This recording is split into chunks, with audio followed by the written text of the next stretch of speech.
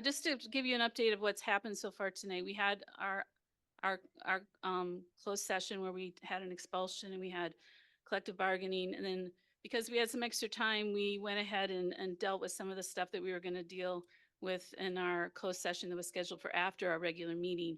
We might end up going back and finishing that. But it's 6 o'clock, so we need to get going on this. So that's kind of how we're going to proceed now. Before we get started, I just want to say that I read this out before, but I'm going to do it again. I want to take a moment to thank Laura Layton and Warren for her service to this district and to this community. It's a lot to ask of a citizen to step up and serve in this way. And she did it with grace and with kindness. I'm really going to miss her. I think we're all going to miss her. So I want to just send that to her. Okay. Kinsey, could you do the roll call, please? Lyerly, Here. Becker, Here. Welch, Here. Mills, Here. Gerlach, Here. McCoy. Here. Okay. James is joining us from India, and I don't know if he'll be able to join us for the entire meeting, but for now he's with us, and we appreciate that. I think it's some ungodly early hour right now in India. Okay. I'm sorry?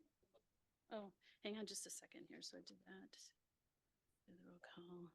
All right. Will you all please rise for the pledge? I pledge allegiance to the flag of the United States of America and to the republic for which it stands, one nation, under God, indivisible, with liberty and justice for all. If every voice can sing, till our dead hands above, ring with the harmony of liberty.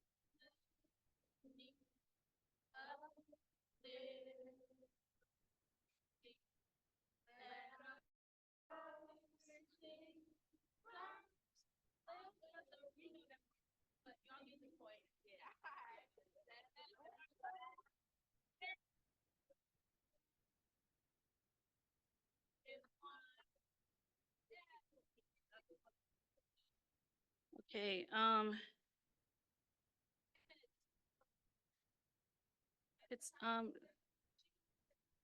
could we do, could someone read the mission statement, please?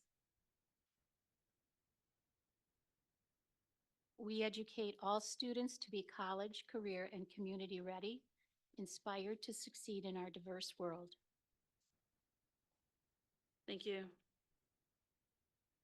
All right, now we're going to read the land acknowledgement. We, the members of the Green Bay Area Public School District, recognize and honor the original inhabitants of Northeast Wisconsin.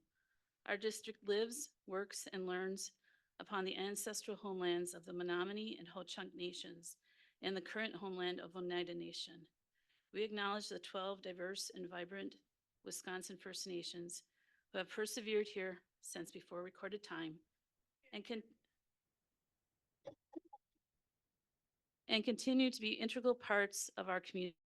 We uphold our responsibility to repair relationships, initiate partnerships, and stand with all First Nation communities. We need still louder, I think. I think there's just so many people here that sound being absorbed, and it might sound loud to us, but I think we just have to crank it if we can.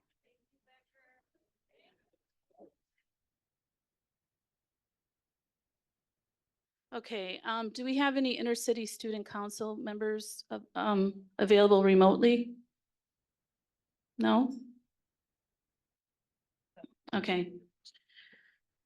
Then we're going to move on to the open forum. And I'm going to go. So if you are wanting to speak tonight, we have quite a stack of people who want to speak, so it's going to take quite a long time. So everyone get comfortable. We're going to take them in the order that we received them. And we're going to start with. It's still Yeah, I mean, if you're still wanting to speak, I believe we have forms on the table out there. Please fill one out. It will be coming up to the microphone. You'll get 5 minutes. We're going to keep, because we have so many, we're going to be pretty strict about the time because a lot of people want to speak tonight. So we want to hear from you. Brian's, maybe we're going to have it up on the screen. That'll help a lot. And fill out the form and give it to Kinsey over here, and she'll make sure I get it. So, okay.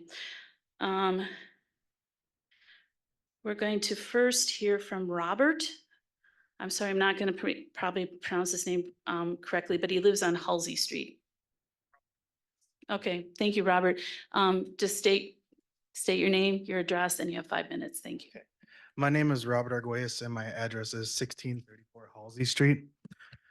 Good evening and thank you for allowing me this time to share my concerns and hopes for the future. About 7 years ago to the day, I found out I was going to be a father for the first time. I was restless that night thinking about how to give my child endless opportunities. It was in this restlessness I began looking into the top schools in the country and I found Wisconsin's #1 K-8, Leonardo da Vinci. Fast forward from that night to present day, we have spent countless hours and dollars shaping our lives for this gifted and talented magnet school. Recently, Leonardo da Vinci shared this feedback. I attended Da Vinci from 4th to 8th grade. Overall, it's a great school for gifted students. You are placed in classes where you belong, and you have the opportunity to advance further. For example, in 4th grade, I was first placed in 5th grade math class, but after 2 weeks, I was replaced in 6th grade class. The next another class, this put me very far ahead in math and challenged me in my favorite subject. This student statement was from December 31st, 2022, and during the founding principal's leadership, Ms. Tammy Van Dyke. This was the case in the process until the end of last year when she resigned. Our experience at present time has been far, has been, our experience at present time is far from the feedback referenced and shared, and I'll touch on that shortly. But no, from the inception of Da Vinci, the district was never really involved in Da Vinci's acceleration or advancement procedures. And I have an email here from the Gifted and Talented Department that you guys can take a look at afterwards. But the email quotes, to give you some clarity in history, in the past, the GT department from teaching and learning has not been in direct communication with Da Vinci when it comes to their acceleration procedures. We have been asking for our son to be considered for acceleration since before the school July 2023. It was not until December 2023 that an escalation was made and an end of the year assessment was given to our son. Anthony scored an 84.5 on that end of the year assessment just 3 months into the school year in first grade math as a kindergartner. Anthony was accelerated the first time with an 85% into first grade math under Ms. Van Dyke's direction and recommendation. I offered to provide Dr. Tiller a letter of recommendation for Anthony to advance an additional level in math from Ms. Van Dyke. And he said it was not needed as the district had a strict 90% cutoff for acceleration. I asked for my son to take the assessment again and was met with crickets and or no acknowledgement to this request. Anthony is on pace to do something no kindergartner has done in the history of Leonardo da Vinci. This is complete the 5-minute and 2-minute dragon dashes for addition, subtraction, multiplication, and division. Anthony is into kindergarten and starting long division at the age of 6. The school used to have assemblies to recognize these achievements. Ms. Van Dyke has confirmed she would accelerate multiple students throughout the academic year, most of which had scores below the 90% cutoff. Ms. Van Dyke has stated she could teach those missing gaps sometimes as little as 1 or 2 sessions with the student. Our son proved that by learning the missing 15.5% on the assessment in just 10 minutes. I have reached out to Ms. Van Dyke's guidance in amending the current district policy as Da Vinci was forced to adhere to the district policy. She is adamant against the set percentage being used to determine acceleration. After extensive research and speaking with staff members at the Green Bay area public schools, I have learned that many district employees incoming used to have to get a 90% on their assessment, and that was lowered in the early 2000s to an 80%. That would be clerical and I believe engineering. I am here today to ask the Board of Education to amend the acceleration policy to the following. Upon written or verbal request for acceleration and possible advancement, the school will give an end of the year assessment within 2 weeks. It took me 6 months.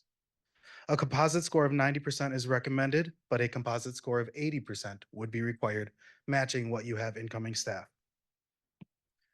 Acceleration meetings should also be audio recorded and added to a student's digital file. All meetings should be recorded as it's in the best interest of both district and student. I had multiple issues where I was not able to reference something from acceleration meetings because there was no recording. A student should have the ability to retake the exam after a period of 30 days. Parents must be provided all information regarding testing and the acceleration meeting with a 72-hour notice to prepare.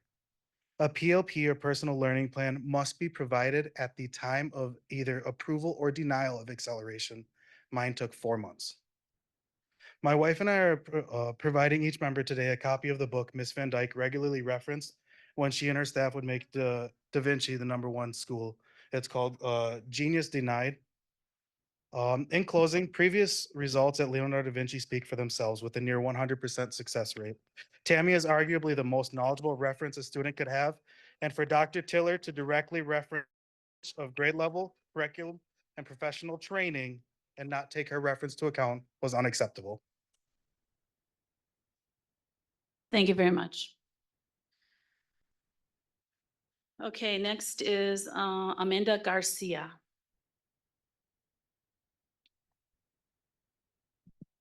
You have 5 minutes and just state your address as well.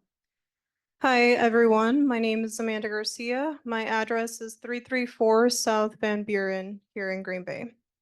My statement is on behalf of the United Front for Social Change, which includes We All Rise, Casalva Melanie, and CAMSA. And I do want to direct myself to the community and let you all know that regardless of what happens with Dr. Tiller, the community leaders are here with you and we will stand by you through this process.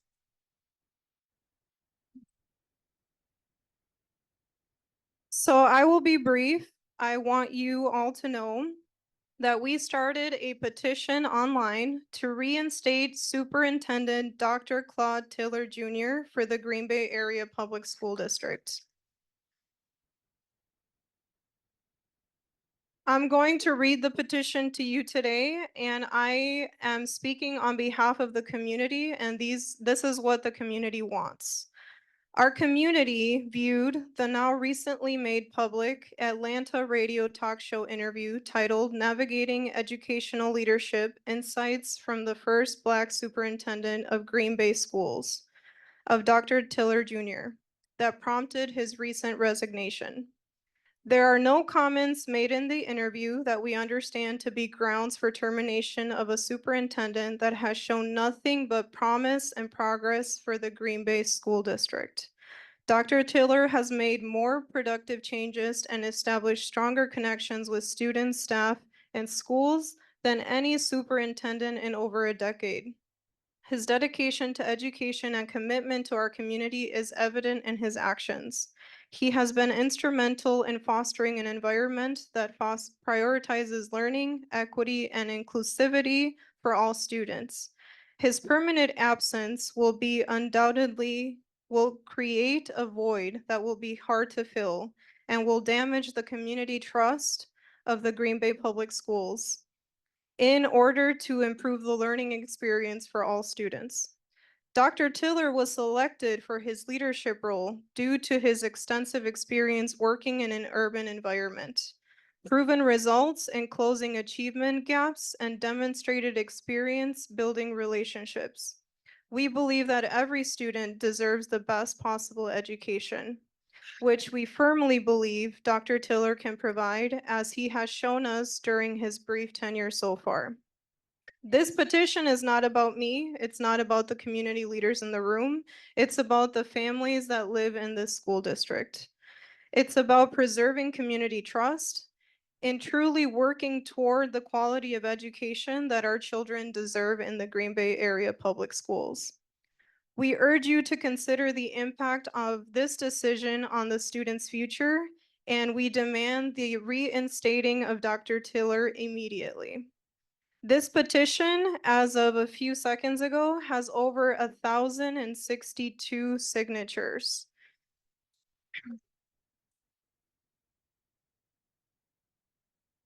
And I just want to address the community in the room. It's sad for me to be up here, as a community leader. We all started the grieving process as soon as we heard that an investigation was taking place. The message that was shared this morning to district families, I am one of those district families. The message was about misinformation. I am here today. We're not here today to say that this is about misinformation. This is about how Dr. Tiller was treated as the first Black superintendent in this school district. We are questioning the process of how this took place. And he was hired out of 20 very highly qualified candidates, and you wanted him to create change in this district. So I hope that at some point, the board, the administration can provide answers to all of the community members that are here today as to why this decision took place. And the only way to move forward is to reinstate him as our superintendent. That is our first demand. After that happens, we have a list of others that will follow. Thank you.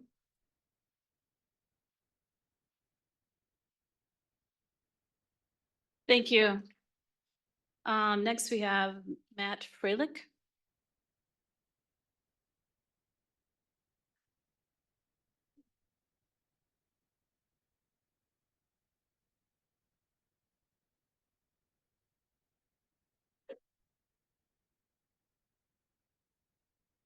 If you'll just state your full name and your address, please, and you have 5 minutes. Matt Freilich, 203 Gray Street. This community, once again, finds ourselves in a pivotal moment, one where the principles of diversity and inclusion are not merely academic concepts, but the very foundation of our community's integrity and future. The recent scrutiny of Dr. Claude Tiller Jr. and the manner in which the board's message was conveyed to the staff and families is, to put it bluntly, a glaring misstep. It was less an act of transparency and more a maneuver to dodge the true accountability that our students, staff, and community deserve. This isn't just about one individual. It's about the systematic failures that this situation has laid before. And let me be clear, the decision to sideline the values we support, particularly regarding commitments to our students of color, is not just an oversight. It's a deliberate act that undermines the very promises made by the Green Bay area public school leadership. This act sends a chilling message that the commitments to diversity and inclusion are negotiable, subject to change based on convenience rather than conviction. This isn't an isolated incident. It's deeper, more insidious problem. Systemic bias where white supremacist thinking has found subtle refuge in our policies and practices. This is the cycle of injustice we're up against. It's not enough to simply acknowledge it. We must actively fight against it. The time for platitudes and half-hearted measures is over. We are here tonight to demand a new direction, one that truly honors the voice and experiences of all of those who have been marginalized and disregarded. Our guiding principle should always be well-being and success of all students, with a keen focus on uplifting those from underrepresented backgrounds. You, the Board of Education, are at the crossroads. Will you choose the well-trodden path of indifference, or will you seize this moment to stand up against racism, to celebrate the rich diversity of our student body, and to make things right in the past? Acknowledging our failures is probably a good start. We need tangible, decisive actions to heal and move forward. Leadership must be rooted in empathy, compassion, and an unwavering commitment to justice, qualities we believed were embodied by Dr. Claude Tiller Jr.'s appointment. Ignorance can no longer be alibi. We knew the value of diversity then. We must be its steadfast champions now. In closing, I'm the board and its leaders. The weight of this moment is on all of your shoulders. It's time to fully acknowledge the gravity of your decisions and their impact. Act boldly, correct the course, and commit to genuine, lasting change. Our students deserve no less. And let this be the moment you choose to be on the right side of history.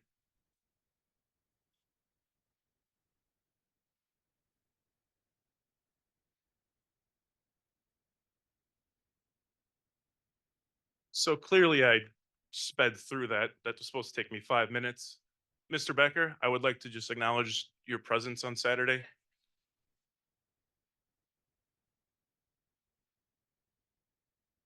I'll say my grandmother and my parents raised some pretty strong gentlemen, but I don't think we would stack up to you in a room full of people that necessarily didn't like you too much. For Mayor Schmidt, former Mayor Schmidt, who's not here tonight, I also commend him for standing up and talking, representing the community in a fashion he should. And the last thing I'm going to say, which might some people off, which is okay. I'm looking at the community down on 1265. You want to paint these things on your sidelines and wear stickers. But why don't you walk into the school district once in a while and talk to Dr. Claude Tiller?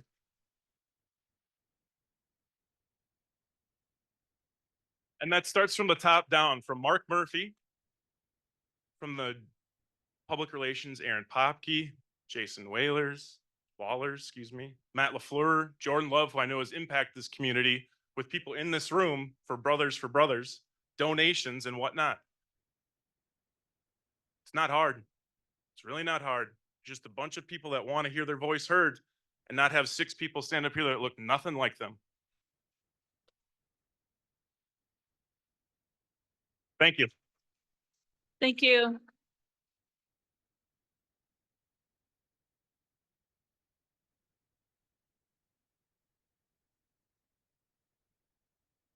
Next, we have Stephanie Ortiz.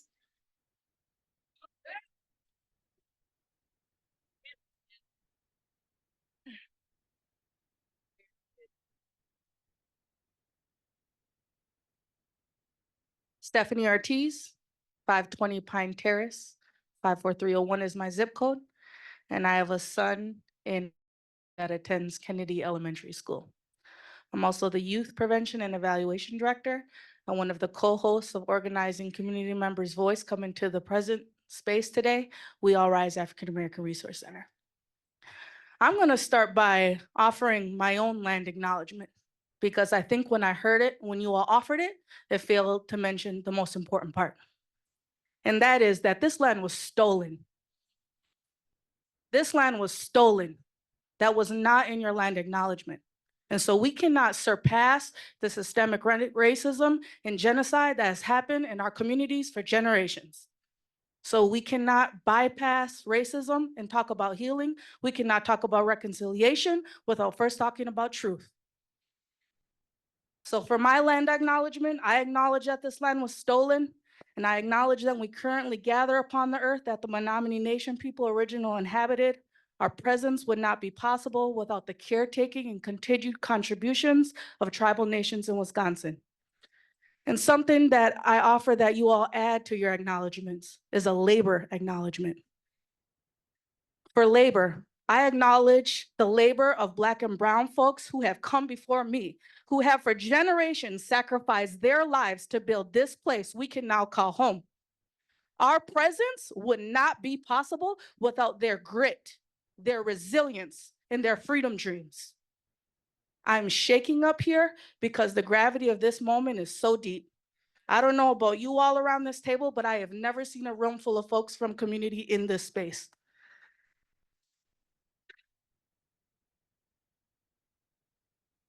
The role of the school board, from my understanding, is to ensure that school districts are responsible to the values, beliefs, and priorities of their communities. By you all refusing to listen to community voice, you are not being in alignment with these values. Just in the way that when we gathered here today, you went to closed session, came back, and decided to go back into closed session, even though it wasn't supposed to happen until after community input, to talk about the superintendent role. But that is why we are all gathered here today, to hopefully inform you all of what to consider when you have those critical conversations around your closed session tables. And so just like you all came into the space and decided, we have 30 minutes, let's go back into closed session and start getting on with our business. The reason why we are here today is to inform you all in your decision-making, because as it is stated in your roles, that you all are supposed to be responsive to the priorities of community. Community is here today.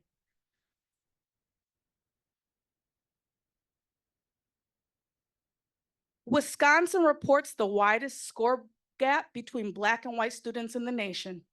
Guess why? Dr. Claude Tiller knows why. The root cause of the problematic outcomes that we are seeing in our school district is systemic racism. I'm going to say that again. Our outcomes in our school district are rooted in systemic racism. Dr. Claude Tiller was putting strategies in place to address the root cause of the inequities that we are seeing in our school district. When he talked about it on a talk show, radio hosts, it might make some people uncomfortable, but something that I learned is discomfort is a sign of growth, and it is time for change.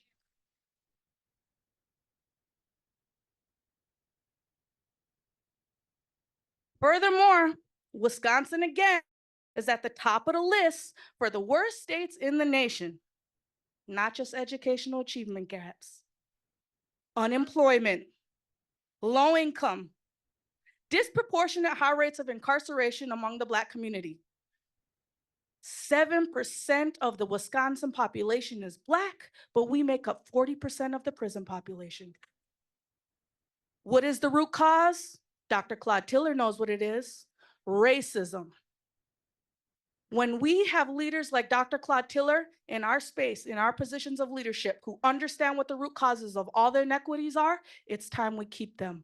My ask and my demand is that you reinstate Dr. Claude Tiller and do not waste any further tax dollars on thinking that somebody else is the best person to lead our Green Bay Area Public School District. It is Dr. Claude Tiller, and I offer that you all consider reinstating Dr. Claude Tiller now. Thank you. Thank you. Next, we have Robin Scott.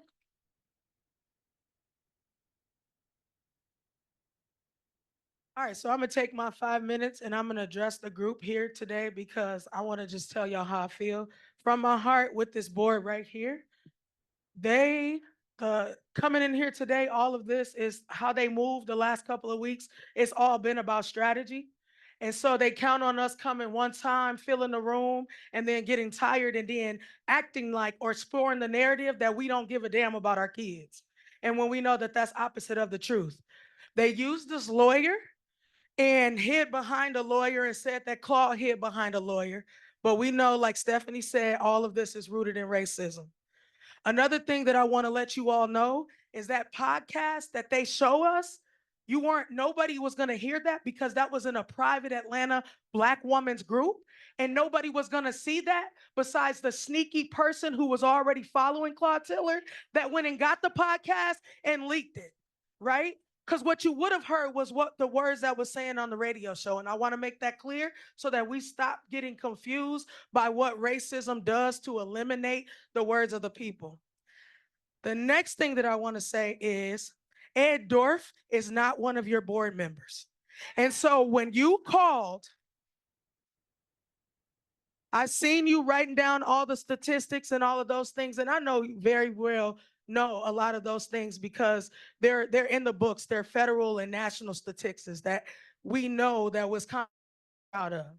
But when Ed Dorff was called, knowing that many people in this community had a lot of respect for him and knowing that he had a history with those teachers. And when Ed Dorff said, he said 92% of the teachers were incompetent and you all stood by and let that get released. You stood behind a lie and you knew it.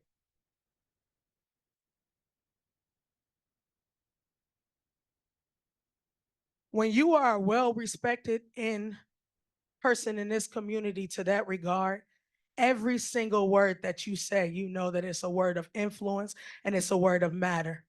You know that you confuse people and you hit the heart. So let me tell y'all how we gonna hit y'all heart.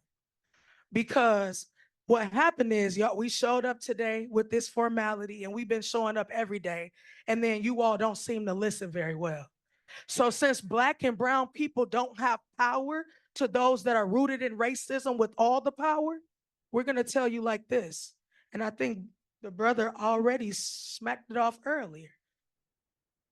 The 2025 draft, those are student athletes. And so since you want to fail students, Black students and brown students in particular, we want to know if the world believes that it's okay to have the biggest academic achievement gap between Black and white students in the nation, and then you want to come here and just play ball. I want to let you all know we don't shut up and dribble. We're not going to continue to deal with what we've dealt with. We got our superintendent. We're asking y'all to reinstate him now. And the last time we came here, we said we can handle this amicably. We can come to the board with the board and hope that the board will listen to us and stop listening to the antics of your lawyer, because they're not good. And if you think, like I said, our attention spans is short, don't let micro scrolling fool you. We don't forget. So as we continue to tell y'all, every single one of you that continue with your board position, your silence is complicity, your silence is violence, and your silence is consent. As you have already participated in historical failure of Black and brown families within the school, I watch on my Facebook as people start to make comments because of your violence that threaten the lives of the leaders of these resource centers, who are actually the people on the ground serving the people. We are not sitting around tables, and we are tired of being the ones that have to carry community on our back. And then you sat there every single time we came up here, you didn't listen to us, and you hear the fact that it's because your lawyer said so. We're the people that voted you in, that have encouraged you, that would stand behind you. But not one of you have stood behind us and listened to the impact and the hurt that y'all have riveted through our community. It is non-negotiable for you all to go back into your closed session and to think about the fact that you all were supposed to stand behind Claude Tiller and have his back. And I wonder if y'all even called him. See, if it was one of y'all or somebody that looked like y'all, he would have got a call. That is what love looks like, and solidarity is love. And I promise you, this is what love looks like. We will not stop.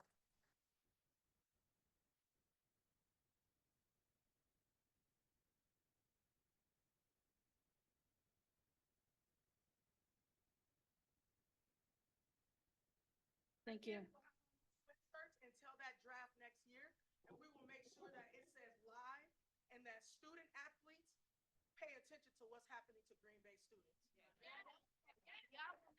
Next is Chelsea Kranzush.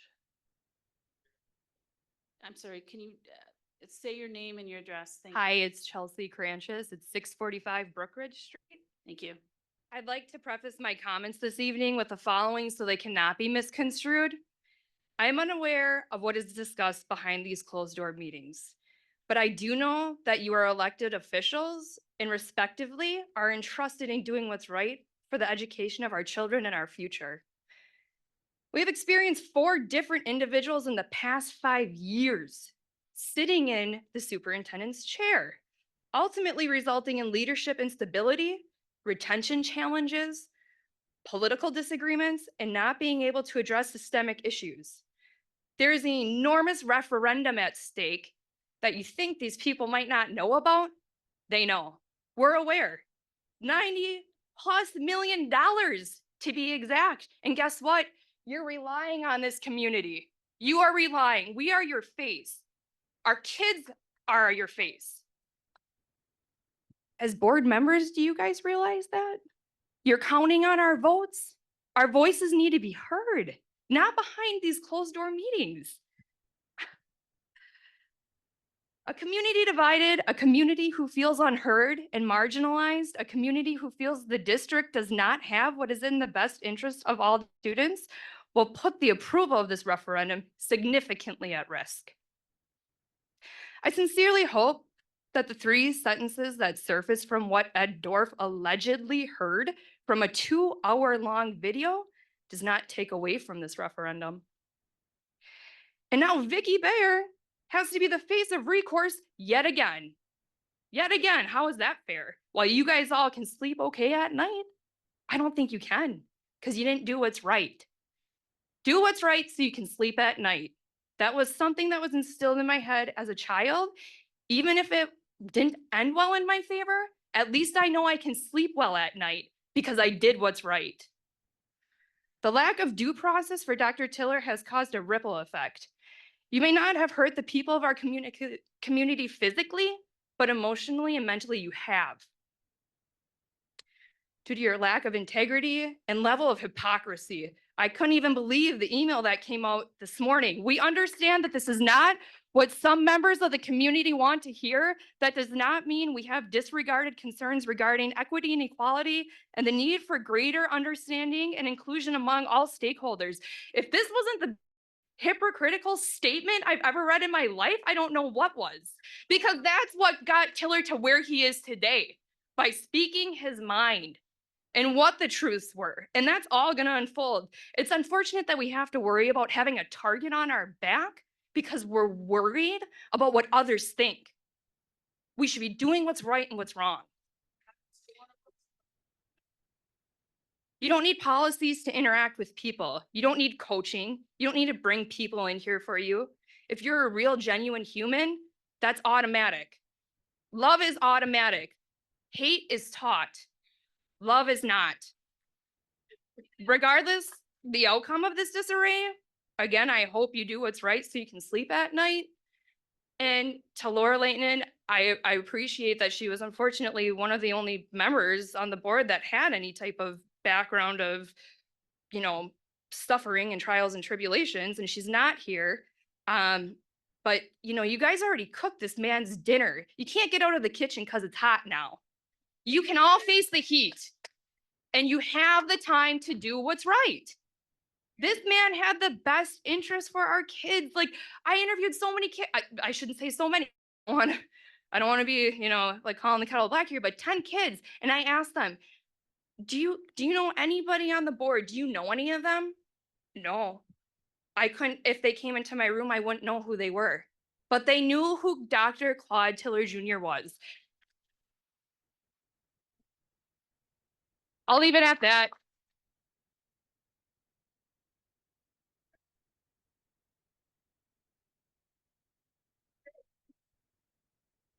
Okay, the next person is Rhonda Sitnikow. Is she in the room or I think we might need to call her. Okay, thank you. If we're just gonna have to pause while we try to get her on the phone. I'm sorry, I gotta take these in the order that they were given. It'll take about 5 minutes. Okay. All right, do you have her? Okay, Rhonda, can you hear us? Hello? Oh, Rhonda, I think you're muted.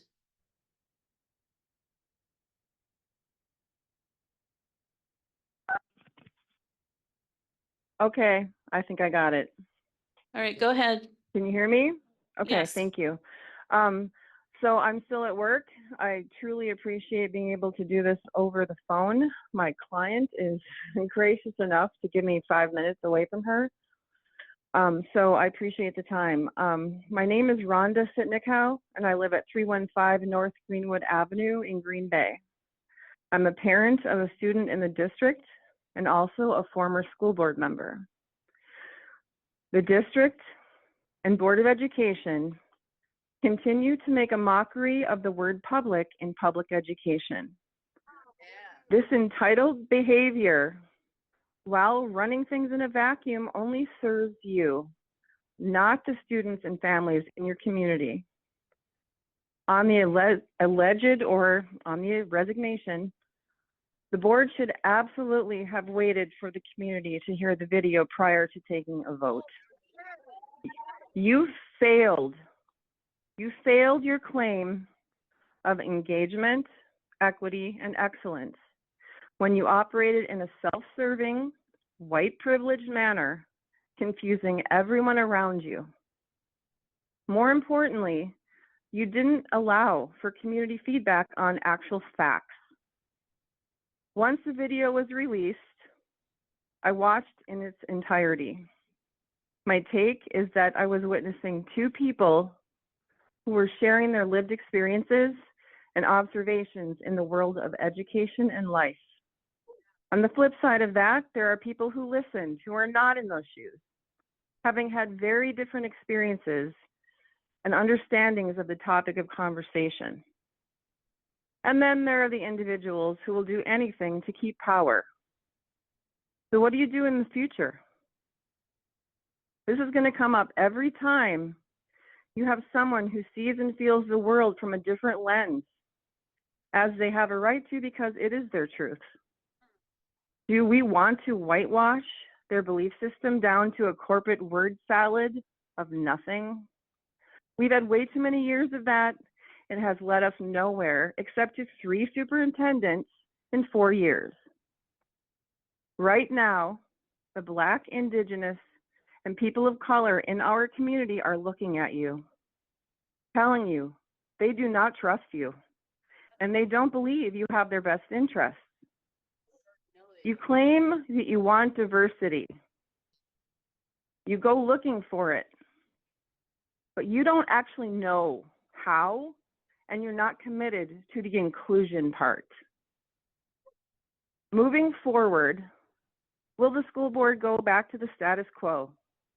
That's usually the way it goes in this district. You know, the safe space. Is everyone going to work off a censored script now to be approved on a daily basis? As a board, you've been very notably silent for quite a while on most issues. And unfortunately, you've been convinced from district administrators and lawyers that you don't have rights to public engagement. Well, you do, and you should start that tomorrow. The district office has always had too much power, and they're out of touch about what's happening in the schools. Some of you believe this. Many teachers and staff know this. Look at the most recent report that you happily paid a consulting company to collect feedback on. That just vanished into thin air until the media caught on, and then your board president gaslit the findings of it. That was really special. I'm personally looking forward to changes on the board, including leadership that will truly represent the interests of the school community. Your community deserves better. Thank you.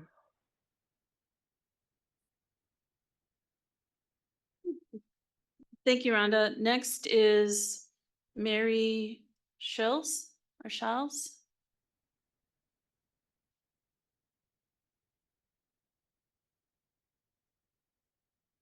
State your name and address, and you have 5 minutes. Hello, my name is Mary Schills. I live at 1013 South Jackson Street. I'm the mother of 2 adult children who attended Green Bay Public Schools. I'm a supporter of public education, and I am also a white mom of 2 Black young adult men.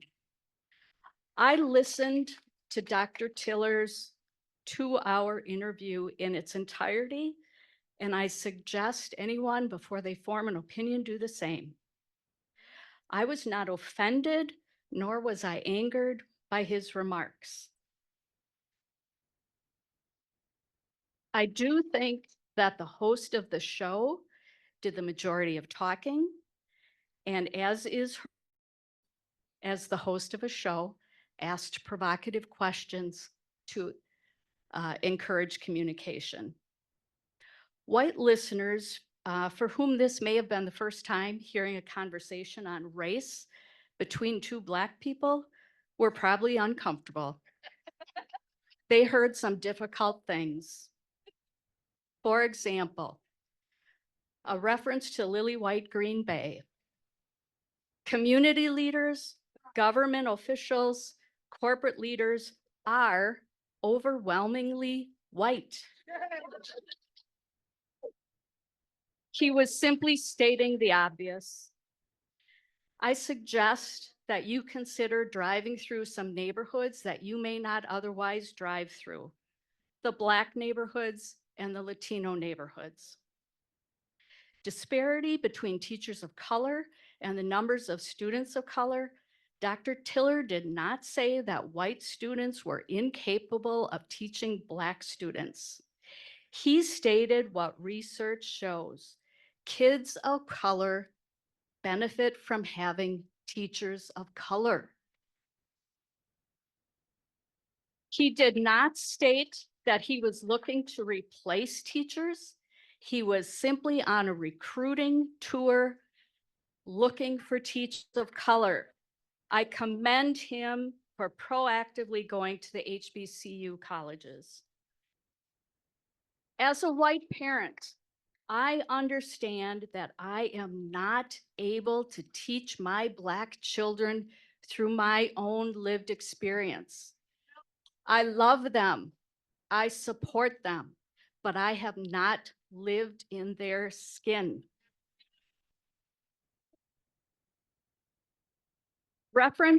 Dr. Tiller referenced businesses holding employees of color down. Specifically, he mentioned the meat processing industry here.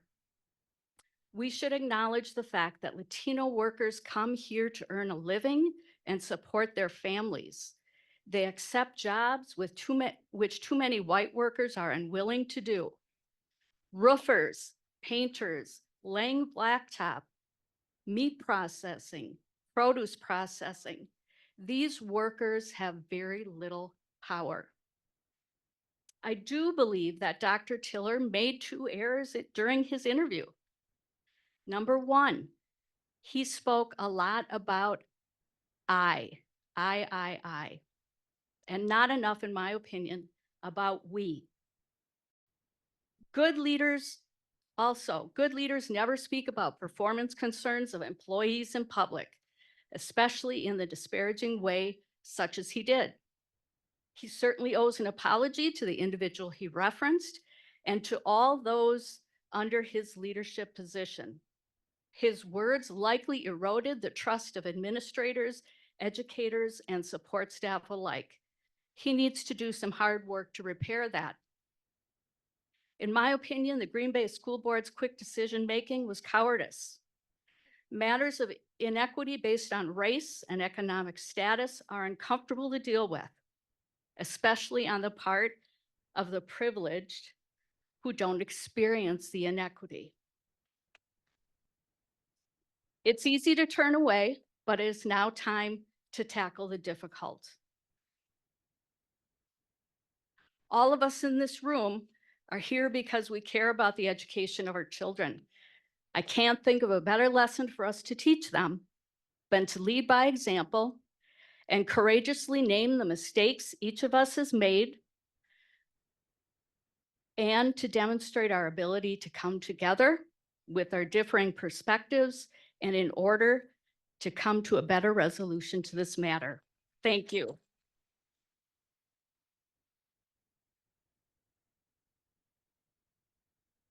You. You need my address? No, it's okay. It's on the form as well. The next person is Jax Anderson.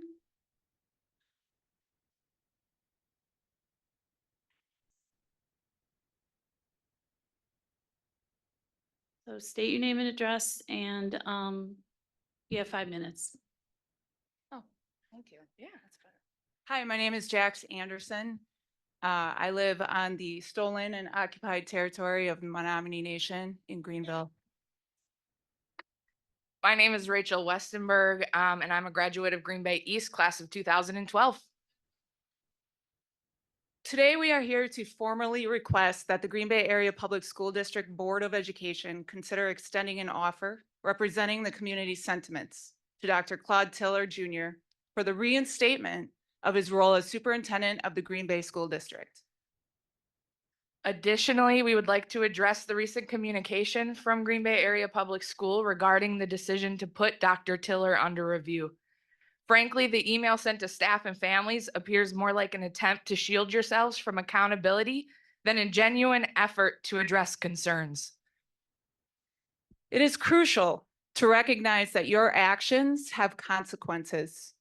You consciously chose to make promises to the community regarding diversity and representation, particularly for marginalized students of color. However, you also made the deliberate choice to break those promises. This falls squarely on the shoulders of the Green Bay Area Public School Board and leadership team.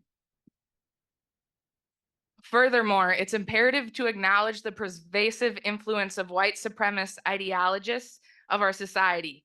Many of us, including myself, have been conditioned by these systems, indoctrinated to hold them up to perpetuate inequality and injustice. However, recognizing this conditioning is not enough. Action is required. It is time to stop the cycle of manipulation and evasion. As adults and elected leaders, it is incumbent upon you to listen actively and empathetically to the marginalized voices of the community, your constituents that you took an oath to represent.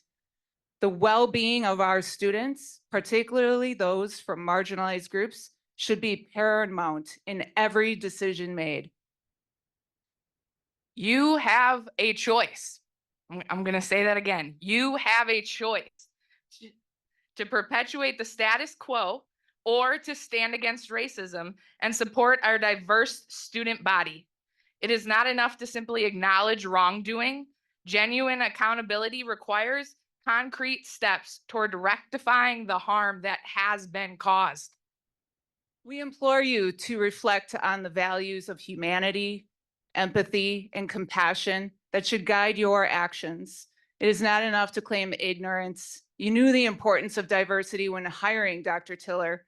Now is the time to demonstrate that commitment in practice.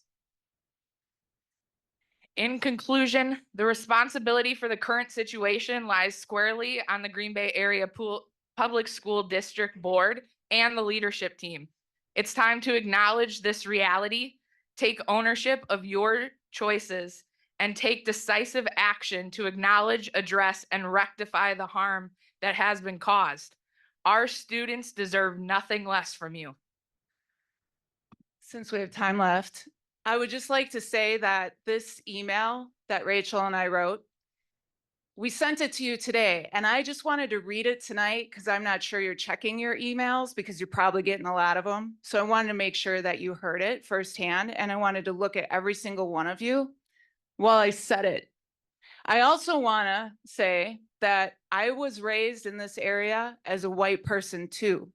I understand the gaslighting and manipulation and evasion. I was indoctrinated and trained in it as well growing up.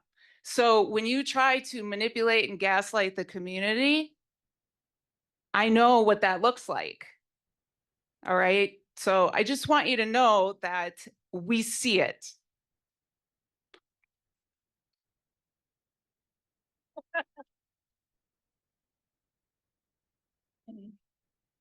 All right, thank you. The next person is Jeffrey Watson. Jeffrey Watson? Oh, okay. All right, just state your name, address, and you have 5 minutes. Jeffrey Watson, 1022 Moraine Way, number 5.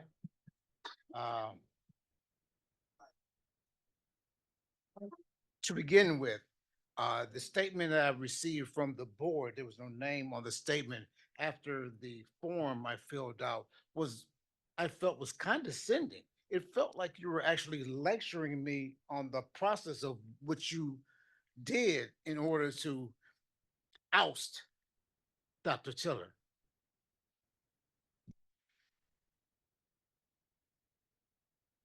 Which should have been a 15 or 20-minute HR office visit with a whole bunch of smoke and all of a sudden no fire. There was nothing there. The media, they haven't printed a quote yet. Why is that? Anybody want to venture a guess? As our children, all children, we think they're not watching, we think they're not paying attention as they're playing around and doing their normal things, as we sit around the kitchen table and talk about things without a mic. Around the kitchen table, on the living room, in garages. And then when something happens, the parents always say, I did not teach my child that.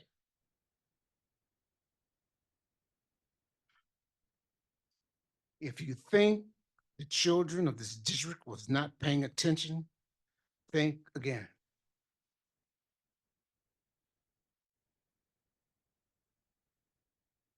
The chilling effect that you unanimously gave to people who they seen was a leader and who spoke and was silenced and banished. So that they think now, wow, if I rise up there, what could happen to me? You think they're not thinking that? Come on. Their friends, the ones on the other side of the tracks, they see as well. And they're paying attention. I remember way back when, parents used to say, is that child looking in my mouth? Thinking about what's saying, listening to what I'm saying? Children need to be somewhere else. But they see, they're paying attention. They can't help it.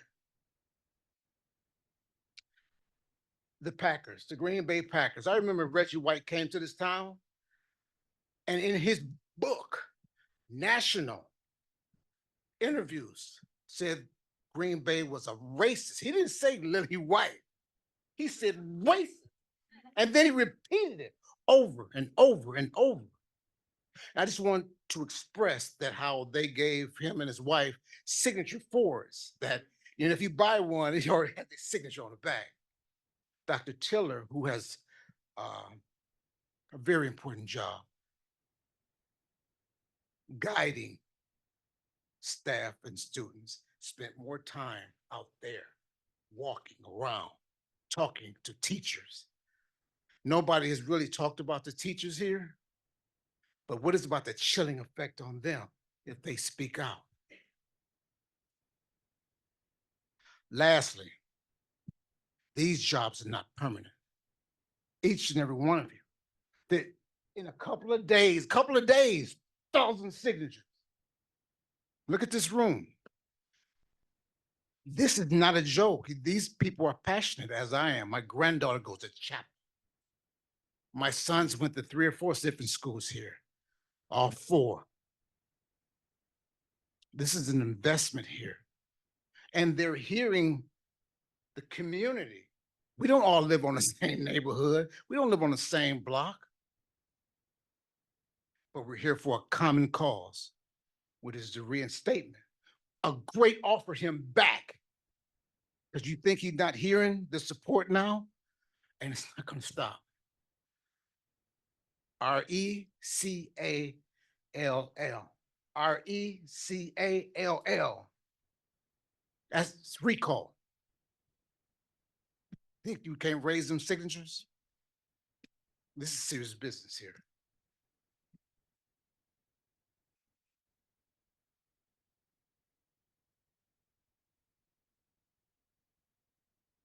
Thank you. The next person is Wendy Woodward.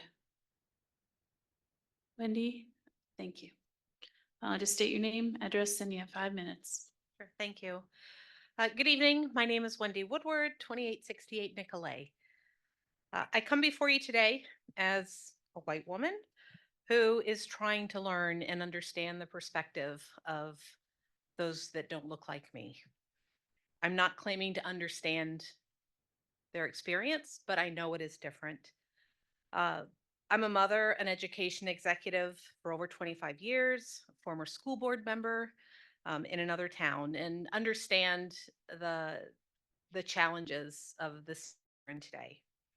I'm speaking here, though, because I do feel that there's been an injustice done in the handling of Dr. Tillman's employment as a result of his recent radio interview. And I am asking you to carefully consider your next steps so that the education of our children can continue in a way that celebrates diversity and inclusion. After listening to the interview in its entirety, I have come to the conclusion that Dr. Tiller should have been supported by the board versus taking the path that led to his resignation. I can understand why the initial response to the interview may have been to reduce liability. But when the comments are viewed through the lens of actual experience by people who do not look like me, us, I would offer that the statements that were made should be used as a mirror to reflect the reality of many who are in the room tonight. The fact is that racism exists in Green Bay, whether or not we white people can see it or understand it. With the majority of our students being minorities, we as a community owe it to them to work collaboratively to change that reality here in Green Bay. We need to embrace the conversations that make us uncomfortable, open our minds to seeing how we can use our voices and actions to radically accelerate culture change, resulting in the graduation of the best and most confident next generation into our community. There are many academic studies that demonstrate the value of students having role models that inspire them. These studies confirm that the students in Green Bay Public Schools need to see proportional number of teachers, administrators, and leaders who reflect them and their culture to enhance success. To support this effort, I ask that you consider appointing a replacement board member who reflects the majority of the students in our community. You have the power to do that now. You have a room full of people who I think are willing to participate. I also ask that you work with Dr. Tillman to return him to his position as superintendent. Sorry, Tiller, thank you, typo. As he is exactly what the school district needs at this point in time. I thank you for the opportunity to share my thoughts and pray that you will have wisdom and courage as you navigate and continue to navigate the situation. Thank you. Thank you.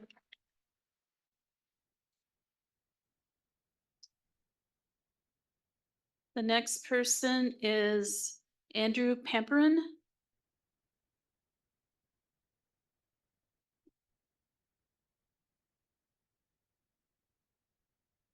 While Andy's coming up, I'm just going to request double the amount of time because what we are going to be presenting tonight, we are also going to be reading in Spanish for our daughter who is only Spanish speaking and has sat through hours of meetings and cannot understand a word. So Fanny, eso es para ti.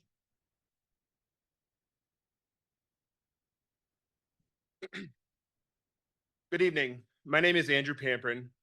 I live at 1673 Ontario Road, Green Bay, Wisconsin. My children attend East High School and Baird Elementary here in Green Bay. I have two boys that attend Baird Elementary and a daughter that attends Green Bay East High School, who is primarily Spanish speaking. My family moved to Green Bay boundaries as my oldest son has an IEP and was unable to open enroll into Green Bay schools so that he could participate in the bilingual program that we love. It was a privilege that our family had that many other families do not, to move so that we could provide our children the education we know they deserve. Buenas tardes, mi nombre es Andrew Pamprin, vivo en 1673 Ontario Road en Green Bay. Mis hijos asisten a la East High School y a la Verde Elementary School en el sistema aquí en Green Bay. Tengo dos hijos que van a la primaria y una en la preparatoria. Mi hija es principalmente de habla hispana y mi familia se trasladó a los límites de Green Bay como mi hijo mayor tenía un IEP y no pudo abrir la inscripción en las escuelas de Green Bay para que pudiera participar en el programa bilingüe que nos encanta. Fue un privilegio que nuestra familia tuvo, que muchas otras familias no tienen, mudarnos para poder proporcionar a nuestros hijos la educación que sabemos que se merecen.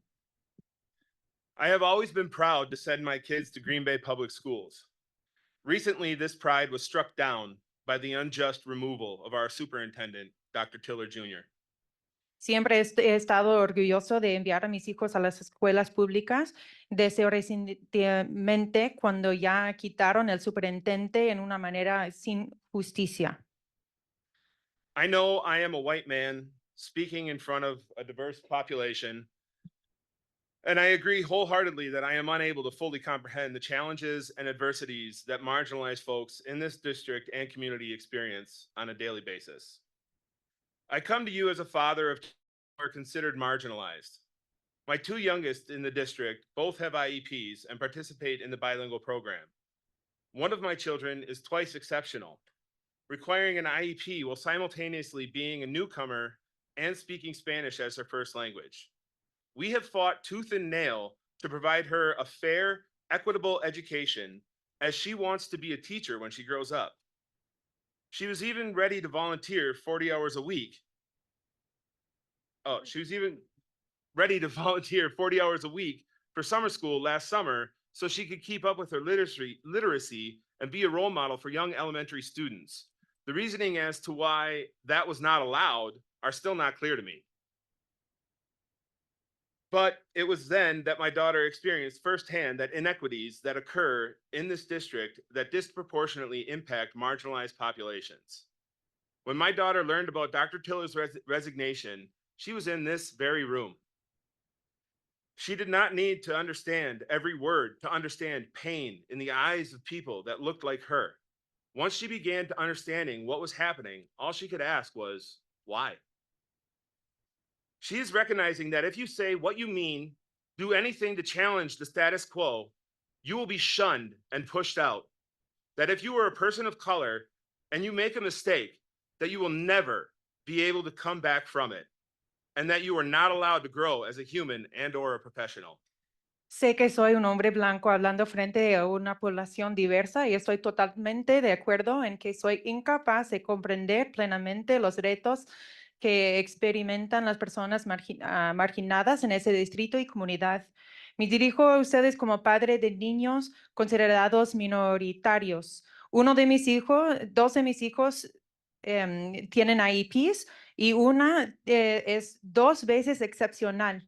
Requiere un IEP y al mismo tiempo es recién llegado y habla español como primera lengua. Hemos luchado con uñas y dientes para proporcionarle una educación justa y equitativa,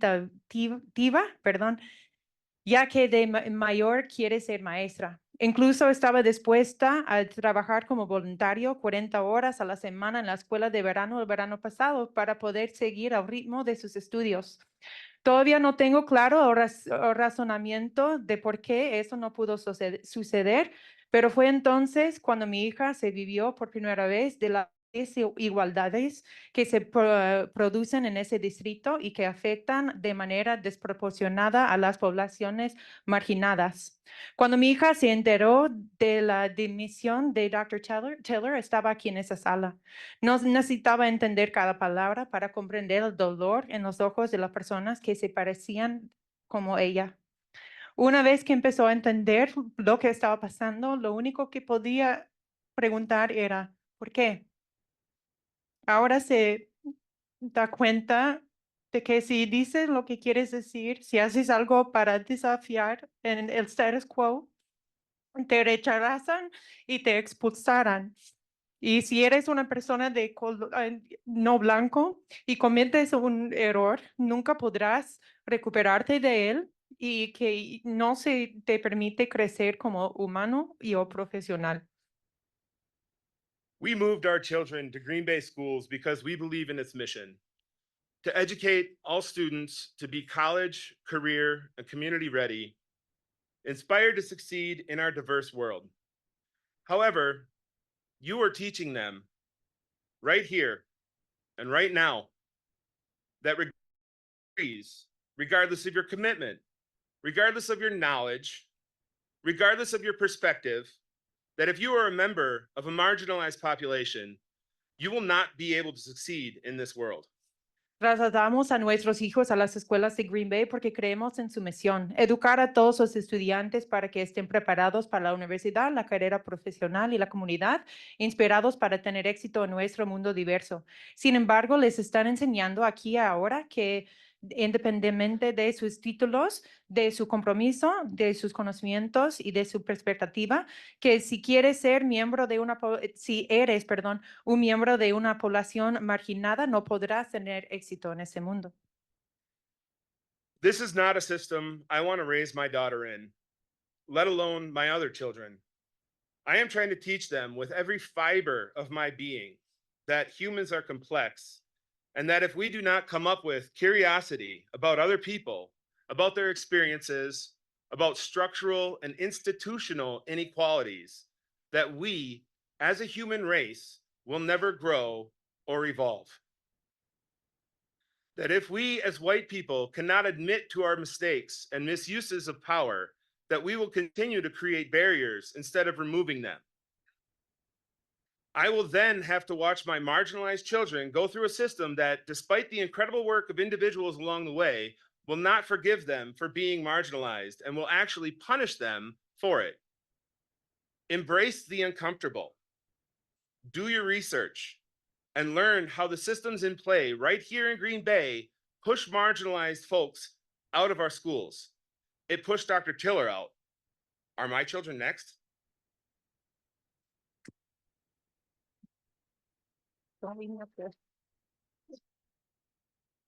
Fanny, esto no es un sistema en el que quiera crear a mi hija. I promise I'm not white girl tearing. I just really love my baby. Y mucho menos a mis otros hijos. Intento enseñarles con cada fibra de mi ser que los seres humanos somos complejos y que si no sentimos curiosidad por los demás, por sus experiencias, por las desigualdades estructurales e institucionales, como raza humana nunca creceremos ni podemos crecer. Que si nosotros como blancos no podemos admitir nuestros errores y abusos de poder, seguiremos creando barreras en lugar de eliminarlas. Entonces tendré que ver a mis hijos marginados pasar por un sistema que, a pesar del increíble trabajo de las personas a lo largo del camino, no les perdonará por ser marginados y que de hecho les castigará por ello. Acepta lo incómodo, investiga y aprende cómo los sistemas en juego aquí en Green Bay expulsan a las personas marginadas de nuestras escuelas. Expulsaron al Dr. Tiller. ¿Serán mis hijos los siguientes? Thank you.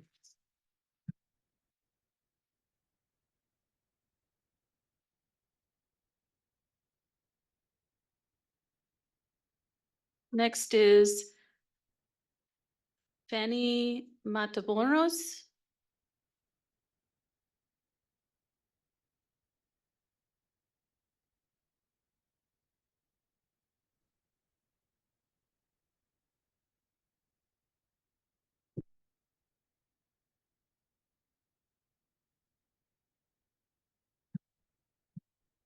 State your name, your address, and you have 5 minutes. Hola, buenas tardes. Yo me llamo Fanny Yulisa. Soy de Green Bay. Hi, my name is Fanny and Fanny Ulisa, and I'm from Green Bay, 1673 Ontario Road. Okay, take your time. Yo vengo aquí a hablar para todas las personas que venimos de un lugar muy largo y las personas blancas no quieren aceptarlos a nosotros.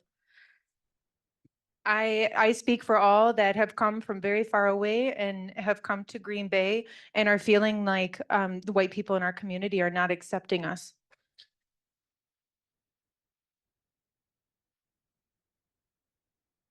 Yo vengo de un país apenas de 14 años para venir a estudiar, a conocer personas que somos de la misma raza. I came from another country when I was only 14 years old so that I could have better opportunity, learn, meet new people, and get to interact with people from my own race.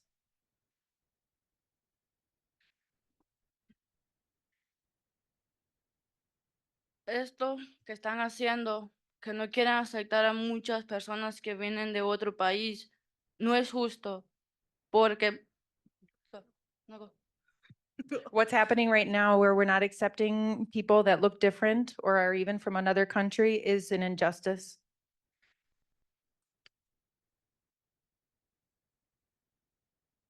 muchas personas tienen oportunidad para ser maestra, lo que sea. Hay muchas personas que tienen hijos que son gringos y quieren aprender a hablar español. Denle la gracia. Al- no sé, bueno, le voy a dar gracias al superintendente que tienen este trabajo los gringos. Gracias a ellos, a él que lo tienen. Si no fuera por él, pueden tener muchas guerras las personas.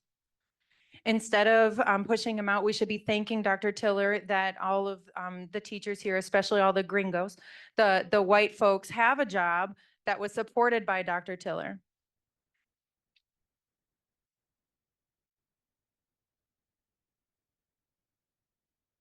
No tienen que criticar a las personas que son piel morena o lo que sean. Bien de agradecerle a muchas personas que están aquí, que vienen a apoyar al superintendente porque lo necesitan. Sin ellos no tienen trabajo. Gracias a ellos que están aquí, hay muchas personas que lo necesitan.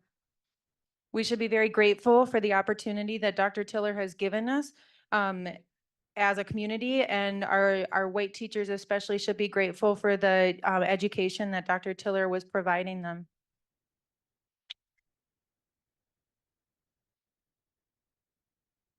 Yo como alumna de la IS, nosotros necesitamos a muchos maestros que hablan español, porque los entendemos más que las personas que no hablan español, como Mr. Nico, que él viene de un país y lo necesitamos a él, a muchos niños que hablan español lo necesitan a él.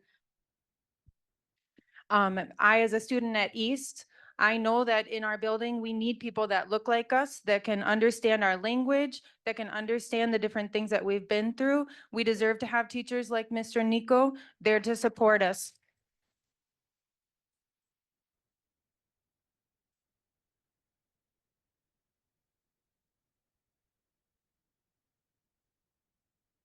Bueno, yo entiendo a muchas personas que necesitan al superintendente.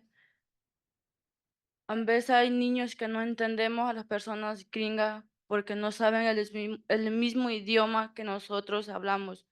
Yo como mi madre, yo a veces no la entiendo porque ella tiene 2 idiomas y yo vengo de un país que le vengo enseñando a ella cómo hablar el español.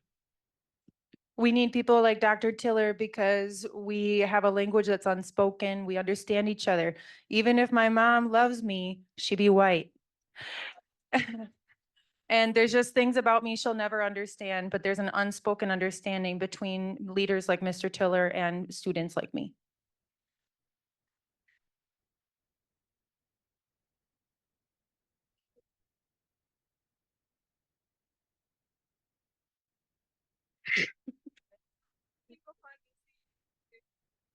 Muchas personas que están aquí, que somos del mismo tipo, vamos a luchar para que el superintendente esté aquí. Pase lo que pase, él tiene que estar aquí porque ustedes necesitan el trabajo que ustedes quieren tener. At the end of the day, we're going to keep fighting to get Dr. Tiller back because he's the superintendent that we deserve and that our teachers need.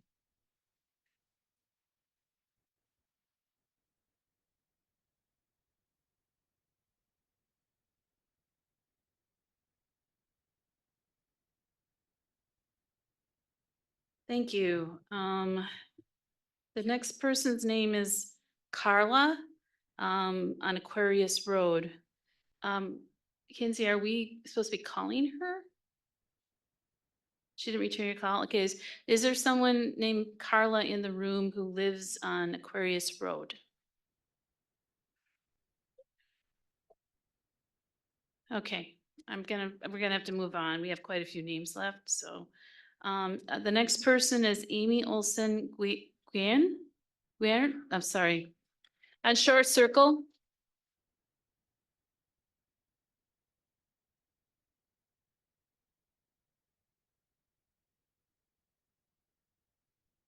First of all, I want to thank you all for being here and giving us so much of your time. Thank you for going overtime with us, and thank you for giving us this opportunity to speak. I know it's hard. These are my students from Preble. So I am representing our diversity leadership group from Preble. We've had quite a few discussions. There are many students who want to be heard, but it's kind of scary to come up here. So Fani, wow. Fani did it. I was so proud of her. I'm also a parent and I have 2 children in the public schools. And so I'm here today to advocate for both my children and all of my students. We in diversity leadership have done a process of working with people that we don't agree with. And we are hoping that you will lead us in a process similar to that, a process of reconciliation and restoration for our community.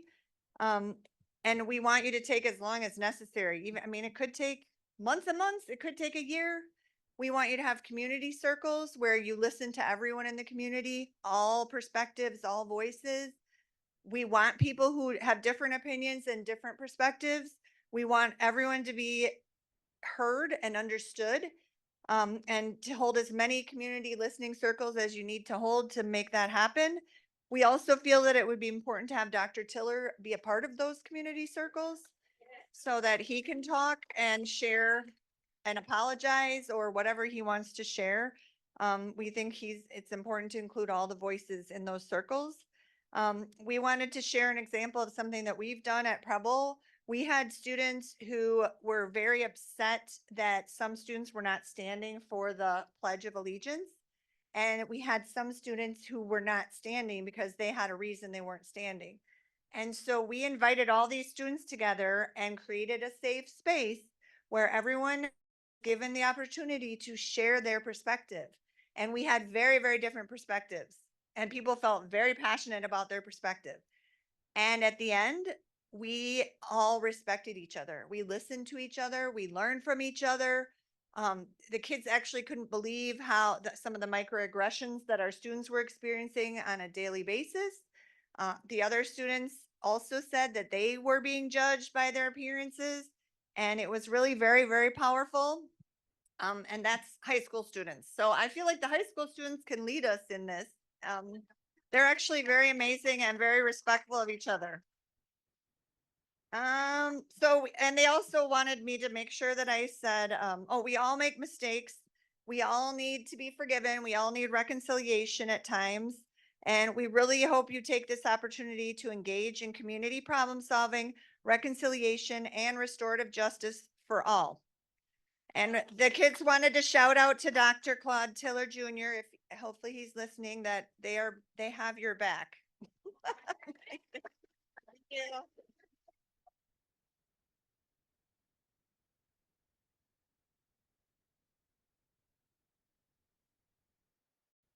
thank you. Next is Eric Drzwicki.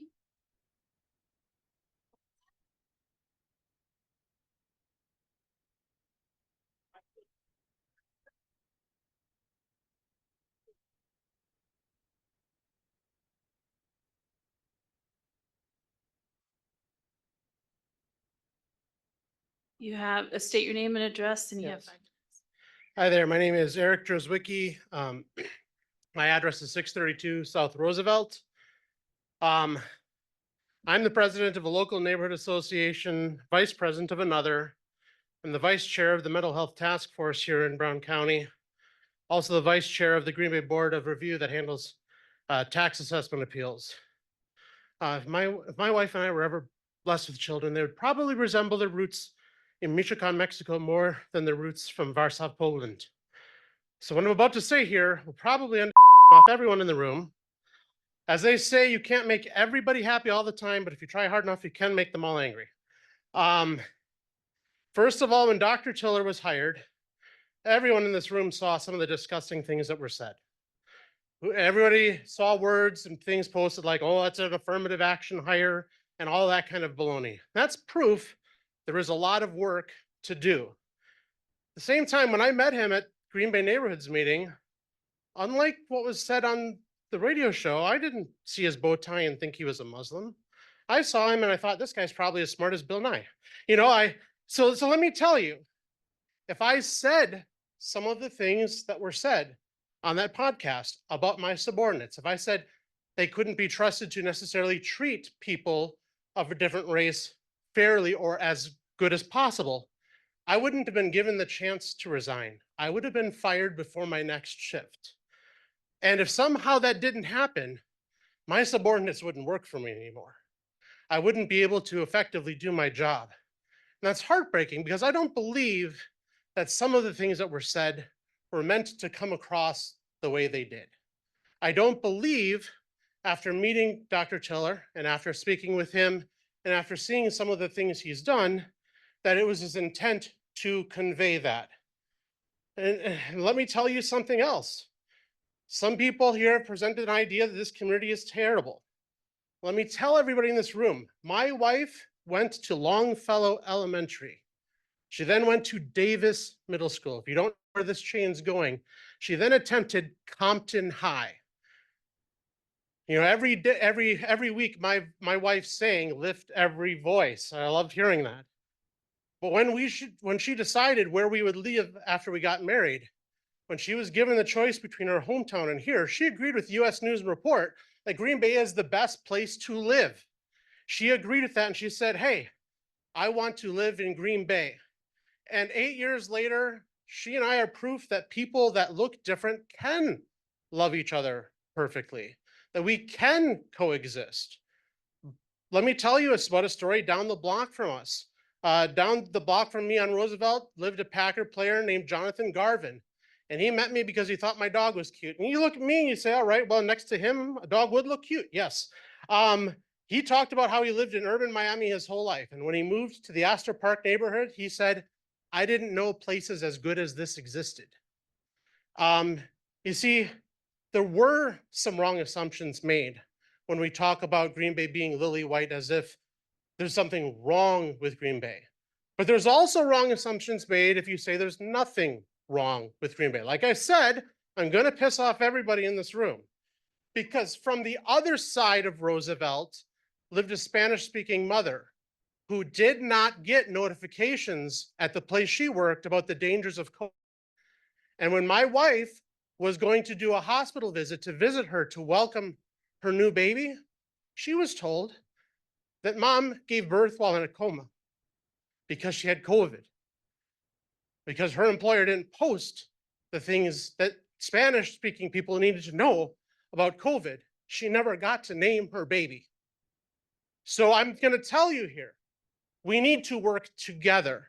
It's not the people on the board's fault that they look the way they do, but it is our job as a community to make sure we have representation. There probably should be a conservative on the board. There probably should be a Spanish-speaking or somebody that learns Spanish their first language on the board. There should be, frankly, a larger board, because if we see the kind of work that is expected of our board, there's not enough people to do that work, but there needs to be representation. So there are two sides of Roosevelt. There is a side of Roosevelt where a former Packer says it's the best place to live on earth. And there's a side of Roosevelt where a mother never got to name her baby. We need to come together and work this through. No one is the devil here, but we have to love each other, or otherwise nothing will get solved. Thank you, guys.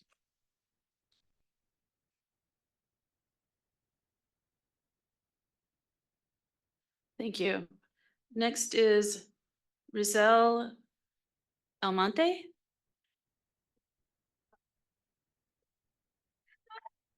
Rizal. It's your name, address, and you have 5 minutes. Oh, okay. Thank you. My name is Giselle Peguero Almonte. I live at 110 Little Swiss Place, Green Bay, Wisconsin, 54302.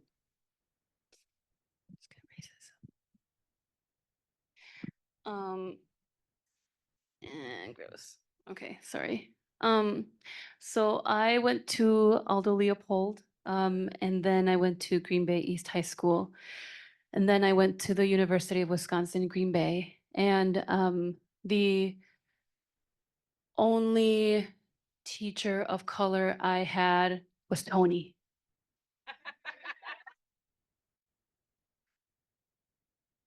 Um, and I thought I took a lot of diverse classes. Really what we're looking at here is just, we are not angry at all of you personally. We're angry how people act in groups, which is the systemic failures of this school district. I really do believe that we need to start thinking outside of the box. And I quite frankly don't know how to even become a school board member. And I think that a lot of the community members would like to know that process. I have a feeling that that type of education can be done not only in our educational institutions, but also at home. So as was said earlier, it is a lot of our responsibility as parents, as people who need to guide children to know what government is and how it can work for the people, not against the people. I think we are deluding ourselves into thinking that we can just let the same things keep slipping by and let them think that we have no power. I think we have more power than we think. And I think, I really do think that there are a couple of you in this room right now that are thinking, you know what? I can do your job. And that's not, again, it's not personal. It's maybe for some people.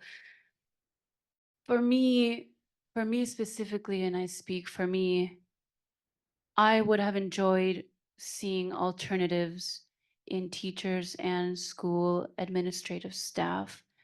And I think that if you've been on the board for a specific amount of time, take a step back, reflect, what were your initial goals in running? Are you completing those goals? Are you listening to the people? And are you growing? Growth is good, my friends. Growth is good. And just one more thing. I don't want us to be scared anymore. Every single person in this room thinks, and I was like, because sometimes it feels like a movie, right? Like your life kind of, well, I don't know if that's a bad thing or anything, if there are any psychologists right here, but like sometimes I feel like my life is a movie until I meet someone else who has almost the exact same storyline. And they also think the same way. And I'm like, man, I want to connect with that person and I want to keep talking about this. So then in the next election cycle, maybe one of us is like, hey, I'm going to run for this and this and this and this. So like, we're unhappy, yes, but we can do the change. I mean, we could probably do this part-time and still do some other stuff. Okay? So I think there should be maybe like a day a year, and that's what I was gonna talk about too, is like, I think there should be maybe like one day a year where we open up and we, you know, we hear from our school board members and are like, hey, these are the steps I took to become, to be on this board. This is the type of things that I'm looking to do. This is what you can do to run so that we can get really fired up and just have different people, because it's the job of our elders to train the young people, right? Like you have to teach us what to do so we can create the society that we deserve to live in. So thank you. Thank you. Next is Mary Yang.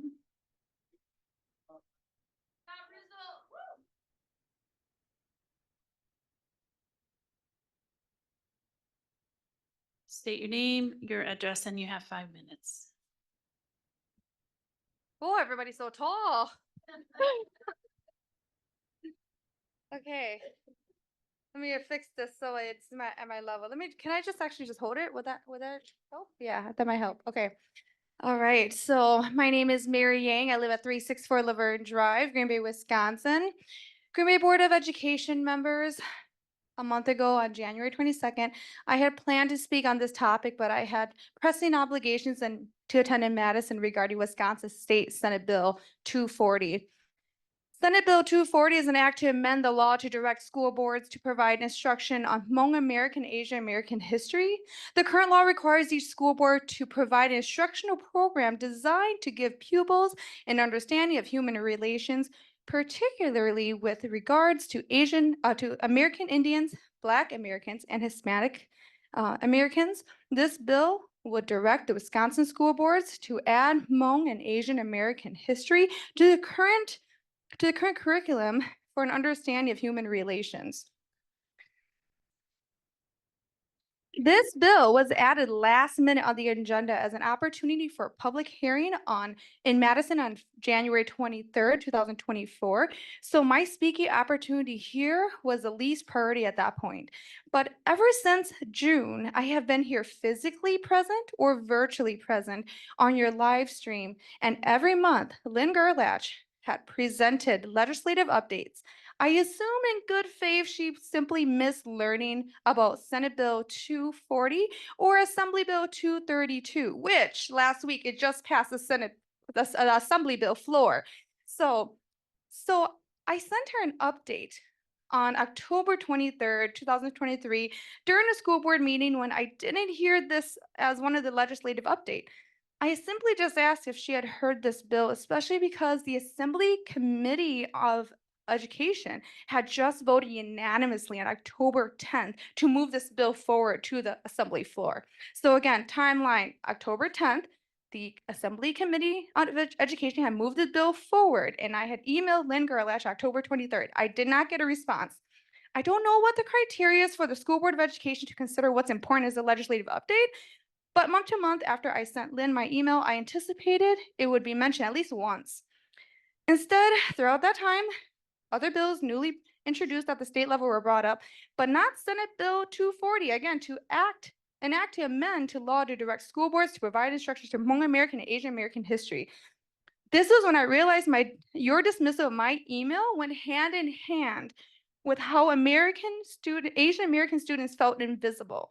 Currently, from our AAPI Against Bullying Student Survey, 34.9% feels unsafe at your schools. No student should feel unsafe. And only 48.8% feels if they reported something, it might get handled appropriately. I understand your plate is full with school closures and the many task forces you're creating and the updated policies, the upcoming referendum, and now the Dr. Tiller situation, but that should not disqualify our Hmong and Asian American students to be overlooked, which is why this bill was created in the first place, to acknowledge the many contributions of the Hmong and Asian American people, to help our students feel seen in schools, to have history taught about them. Wisconsin is the third highest state population of the Hmong people in the United States here. According to the 2020 census, Brown County's Hmong population is at 5,246. We beat Outagamie, we beat La Crosse, we beat Eau Claire, we beat Manitowoc, we beat Portage County, even Winnebago, but Outagamie County Appleton just approved a Hmong immersion school. Stevens Point, they had passed a resolution through their school board to support this bill. And they even incorporated voluntarily Hmong and Asian American studies and even have a culturally infused specific meals at their high school. La Crosse, Holman, Sun Prairie, Eau Claire School Board of Education, they also support this bill proudly. But for some reason, Green Bay Area Public School just refused to acknowledge this as a legislative update. I'm really sad by this. I'm really sad as every month I come and I talk about how our Asian students need representation. And then this whole Dr. Tiller thing came up. One is left to conclude that this diversity issue was intentful. Staying with the Dr. Tiller issue, everything he said with my 2 cents was not offensive to me. Everything he talked about racism, I have experienced myself. I did not feel offended at all after listening to that 2-hour. And I just wanted the school board to postpone their vote or vote against until the audio came out. I was here on the 17th, and for some reason, every time I have a sliver of hope that you guys will do the right thing, it keeps coming down and getting shattered. Please do the right thing now. Reinstate Dr. Tiller.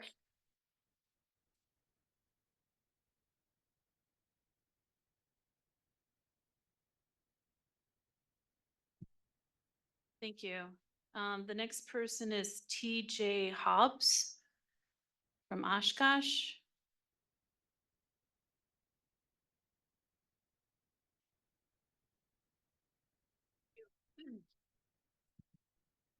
Good afternoon. Hi, thank you. My name is TJ Hobbs. Pronouns are they, them. I live in Oshkosh at 520 High Avenue, but as a human in the world, this concerns me. There's a number of things I want to say, but first of all, we want proof of these threats alleged in the email to the Green Bay Public School District. Honestly, guys, I think Green Bay Public School District, from my perspective, as someone who cares about schools and who would consider having children once I help get the world to a place where I think it's safe to bring children into it. I think Green Bay Public Schools is confusing being held accountable for being threatened. When the community says that they're going to keep the pressure on you until you realign with your own mission statement to educate all students to be college, career, and community ready, inspired to succeed in our diverse world, that's us reminding you to live your values. How can students be ready to succeed in our diverse world if they do not see diversity represented in our schools?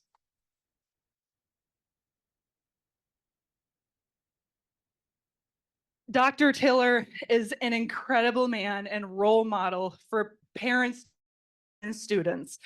He has a passion for helping kids succeed. And Green Bay is better, the school district is better under his leadership. Many folks today, Black and brown folks specifically, are now afraid of speaking out because they think you'll treat them the same way you treated Dr. Tiller.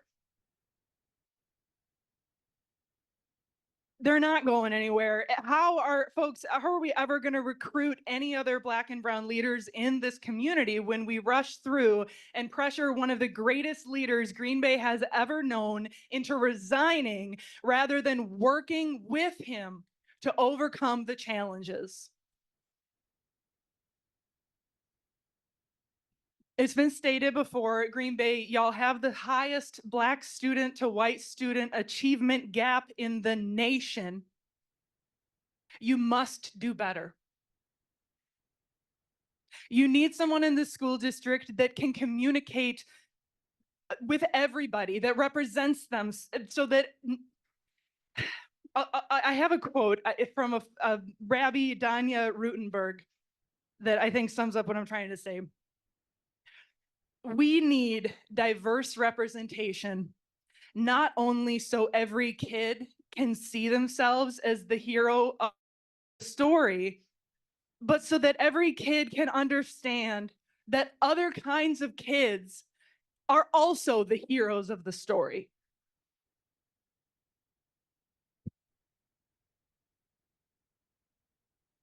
With a little bit of time I have, I want to share a story that Oshkosh has been experiencing recently. I don't know if y'all are aware, but we have a public media run out of City Hall called Oshkosh Media. There was the host of that show is not required to invite all candidates, we learned, for office. But despite not being required to, there's some been community concern about how the one judicial candidate with judicial experience was not invited to speak. Her name was Lakeisha Hayes. Well, the two white men without judicial experience were invited to speak to the community out of our Oshkosh City Hall. So when I tell you these issues, they affect every city and every state and every country in the nation. Despite it all, Lakeisha advanced. She won her primary by a landslide. There is nothing that can stop y'all from running for office. There is nothing that can stop y'all from sitting up here next year and you being the ones making these decisions. ask for help. You have community leaders that you can reach out to that can help you learn how to run for school board and learn how to run for public office. Get your name on that ballot because all these people have your back. Thank you. Thank you. The next person is Catherine Gage. Catherine Gage. Oh, okay.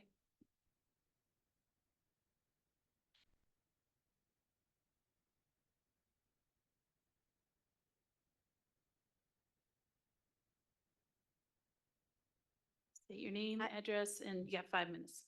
Hi, my name is Catherine Gage. My address is 1326 Wolverine Trail, New Franken postal address, but Green Bay. Good evening. Thanks in advance for listening. Some white people are saying that just because we are white, and I am, and Dr. Tiller, was Black, doesn't mean this was racism. And maybe if I was not paying close attention, I would say, well, maybe, I don't know. But context is everything. So consider this. America has turned her back on people of color, buying and selling them, beating, raping, and killing them, segregating them, lynching them, turning fire hoses on peaceful protests, allowing police to shoot at them at traffic stops, and continues to do so. That is the context of this story. Then the school board accepts what can reasonably only be considered a forced resignation unanimously, and then literally turns their backs on the leaders of 3 people who are the de facto representatives of Black and Brown people in our community. They rightly felt disrespected and saw that they were alone. No white allies had joined them. For that, I am sorry. I did not think critically about what was happening, and I didn't pay much attention. And if any of you indeed did, although not being able to cite specifically what happened in the closed session, did acknowledge them, did help them to feel seen, then I apologize because that's what I heard. Some people say we don't have all the information. They, the school board, may know more than we do. They can't talk about what happened, and that's a law, and that's true, and I know that.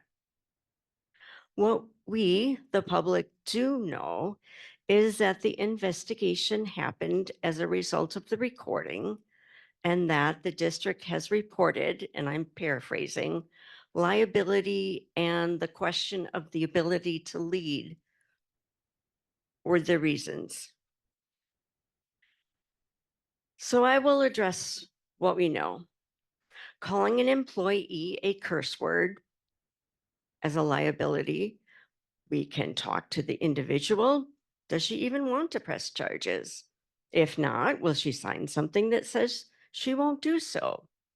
Does it matter that it was never intended for public domain, that it was part of a Facebook page to which, as far as I know, the person who made the video public did not belong? Ms. Person, that's the person who was spoken about, in case you haven't been asked and you are listening, I will ask you now. Will you swallow your pride for the cause of 61% of the students in the district?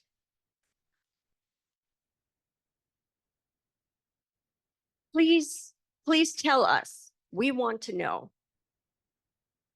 Ability to lead. People were concerned, offended. Was I offended? I was listening to the recording as if it were attended for a public audience, because I didn't have all the information, because I was taking the easy road. I was being lazy, and yes, I have to admit, I was offended almost right away when he said, yeah, the people in Green Bay, I'm bald, I wear the bow tie, they think I'm Muslim. And I thought, well, some of the white people in Green Bay might think that, but not me. How dare he paint us a broad brush? I really thought that. And it took a while before the irony hit me. Cringe. It finally did. And then I also recalled something I had heard as a child. Remove the, oh, that went so fast. Do the right thing.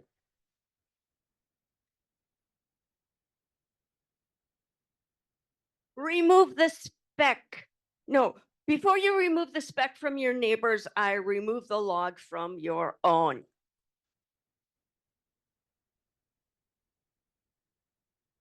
Thank you. Next is Jessica Franco.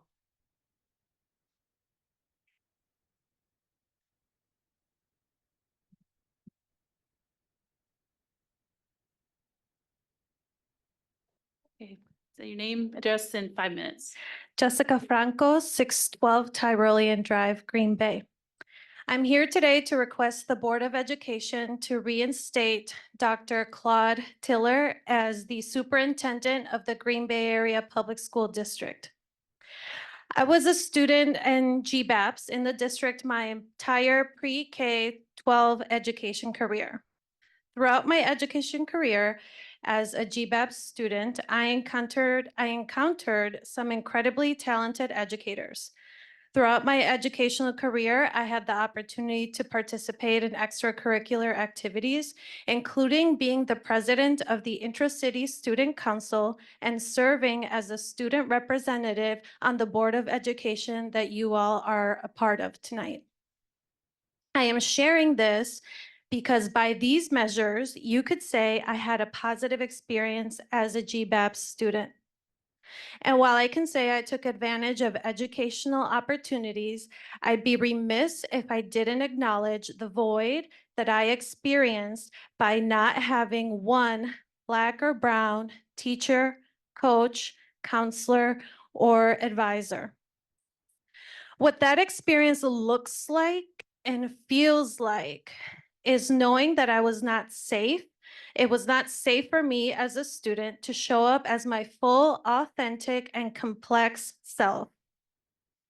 There was no room for me to question the white cultural norms that made up almost every single facet of my educational environment and experience. The opportunities to proudly and authentically celebrate my cultural heritage and identity were rare, almost always poorly funded, like an ad hoc experience, not embedded in the day-to-day. I want better for our students. Our students today deserve better. After graduating from college, I began my professional career doing some work within the district. What was obvious was that our student population had gotten increasingly diverse, and I had observed some progress with the diversification of staff. The culture and climate of the day-to-day hadn't changed much. However, I felt the biggest sense of hope and progress when I learned that the Board of Education had selected Dr. Claude Tiller as the first Black superintendent of the district. It didn't take long for me to see and hear about the positive change Dr. Tiller was making and had planned for our community and students, particularly our Black, Indigenous, and students of color. Then the events of the past few weeks unfolded. I watched the same governing body that appointed Dr. Tiller and all he represented snatch the opportunity for progress away from my fellow community members and, most importantly, our students, whose lives he was set to have a positive impact on. And yes, I say snatch because that's what it felt like.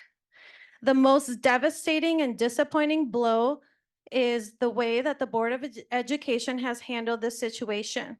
You failed to follow your own protocols of ensuring, and I quote, due process and respect for individual rights, unquote.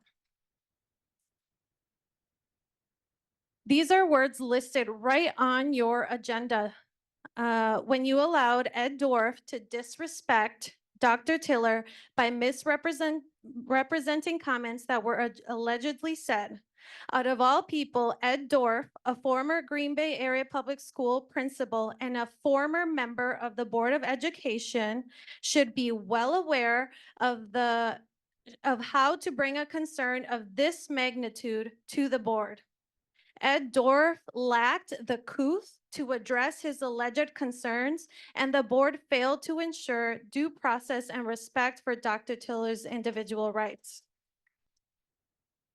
The board has an opportunity to make this right. You have an opportunity to live by the purported mission and vision of the school district and acknowledge and reinstate a leader whose knowledge, experience, and skills deeply positively impact the students of our district. You have an opportunity to do what is right by our students in this community and reinstate Dr. Claude Tiller as the superintendent of the Green Bay Area Public Schools. Thank you. Thank you. Next is Stephanie Guzman.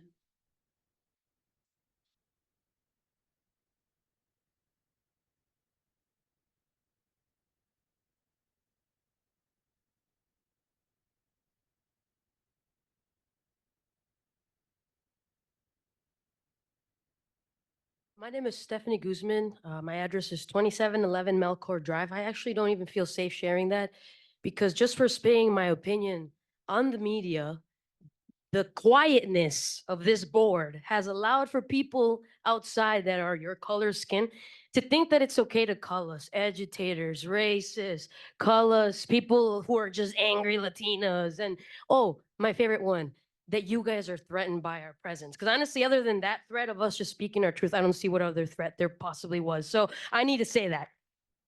After that, I will also start with facts, because honestly, that's the reason we're here, right? Because somebody named Ed Dorff decided to come here and spit facts, but that was just a bunch of BS. All right, here we go. I want to say thank you to the people that stayed behind when we found out what happened to Tiller. I want to say thank you because, you know, it takes guts to sit here when we were feeling that pain. And again, because it's not just about Tiller, guys. That's the problem. It's about color. It's about racism, right? And so the three people, I give you my hats off really, really quickly. Lynn Gerlach, regardless of everything else, I respect you for staying. I do not respect the fact that Mr. Bryan, this one and that one did not stay. I respect that Becker stayed. And you know who else I respect that stayed? Laura Warren, who's no longer here, who was the only person on this table that could have potentially even put a speck of color or perspective of a person of color. And so the fact that she's resigned as well, guys, what is the pattern we're seeing? Tiller resigned. We got Mrs. Laura resign. What does that tell you? All the people who want to say something different than the norm are resigning. It is not because we're afraid. It is not because we're lazy. We're the most hardworking people there is, and I don't care. I will say that. My parents were immigrants. They came and they got paid $2 an hour to pick up berries. And trust me, they were able to sustain a family of four with $2. Let me tell you about hard work. All right. So now that we've put the facts across, I also want to say, I want to also give a shout out for Vicky. She did reach out literally the next day that she was in this position to want to start these conversations, even not just in this situation, but like an actual combo. So hats off to you for doing that. I want to say that because it takes freaking guts to do it. But with that said, I also want to make sure that I'm going to keep it real quiet because there were some amazing things that were said here today. Some educated things, statistics, and most of all, color. We had white allies. We had our African-American people. We have Latinos and Asians, who I'm so sorry because I do notice that every time we speak about people of color, we don't mention our Asian community. So that is something we need to work on. We need to work on. And so I want to say today, we already have somebody who wants to run. Her name's Rizzo Peguero, guys. Get to know her because she's going to be on that seat. I promise you. She wants it. Let's support it, right? Most importantly, I do want to say one thing. Our Somali families, I forget. Come on, man. Saeed, I love you, man.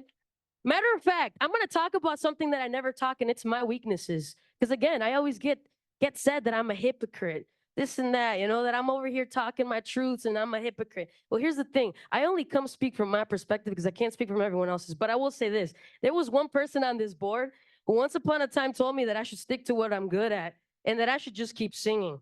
So that's exactly what I'm going to freaking do to you today. I'm going to sing you a song. Here we go. Like you're ready, y'all. You ain't ready for this. Arthur, where's your guitar, bro? I got 20 seconds. Here we go. I said, but until the philosophy which holds one race superior and another inferior is finally and permanent, discredited and abundant, everywhere is war. That until there's no longer first class and second class citizens of any nation, until the color of a man's skin is of no more significance of the color of his eyes. Me say war, that until that day, the basic human rights are equally guaranteed to all, without regards to grace. There is a war. And I want you to know there's going to continue to be a war, but not the kind that these bigots keep saying with, we don't have guns, we got words. And so we've come to the table to you today. And yes, a lot of the people, most of us are saying, make it right. Make it right. You keep talking, Brian. Generational change. It ain't going to come from the Boundaries Task Force. They ain't going to remember you for that. They're going to remember you for this. Do you listen to your people? Then you better go ahead and offer some kind of statement and contract to Mr. Tiller saying, I eat my pride, but I want you to come back and help us. Period.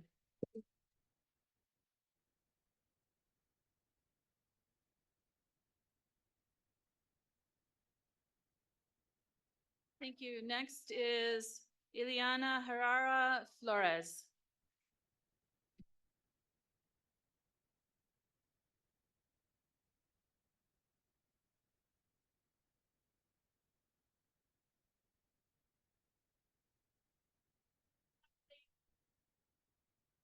Ileana? Oh, you're coming? Okay.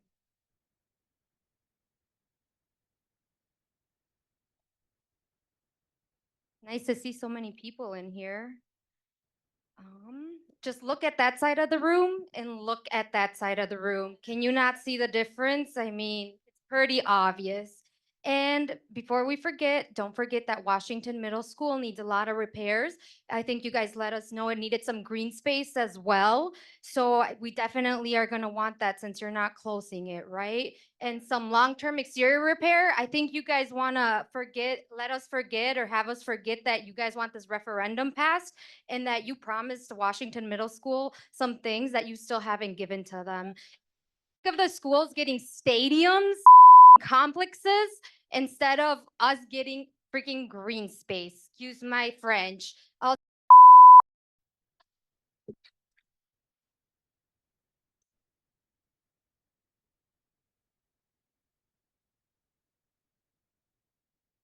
Thank you.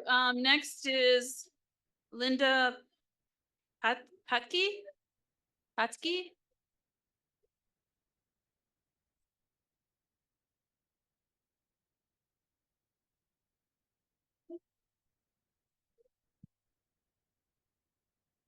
I'm Linda Patsky, 5252 Norway Drive, Pulaski. Can you talk a little bit more into the mic? Pulaski 54162, Linda Patsky.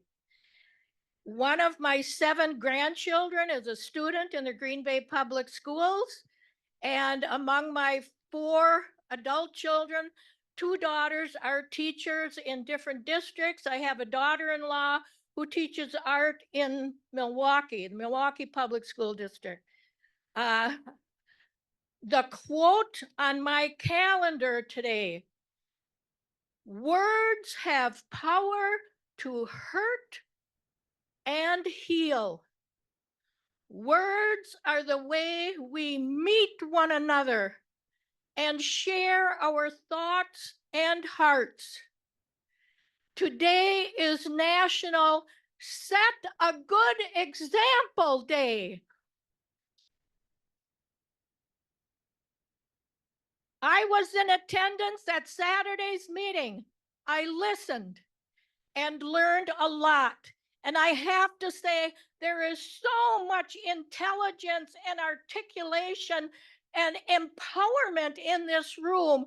I am going home so inspired and so amazed. Thank you. I am a woman of white privilege, now in my elder years, just now learning how to acknowledge that, and only beginning to learn how to understand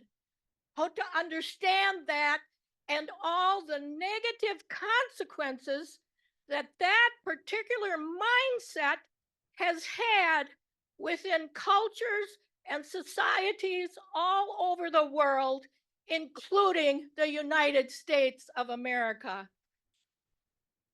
The long history of white privilege, white supremacy, and white middle to upper class male domination has much to teach us, lest we repeat too many of the same mistakes and find ourselves passing on a way of life to our children that is filled with prejudice, discrimination, far too much ignorance, arrogance, and violence.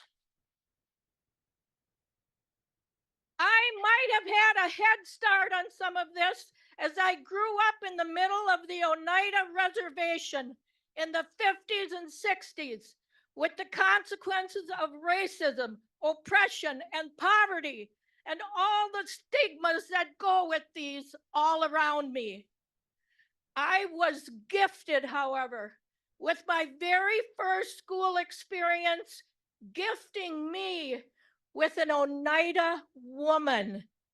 Mrs. Mary Ann Skenador was my first grade teacher. She was incredible. What an exceptional role model. She cared about each and every one of us, Oneida and white, all together, giving each one the time and attention each one needed and deserved, and giving me the most fun job of helping her. I do believe Miss Skenador was the person who inspired in me my lifetime desire to be a helper.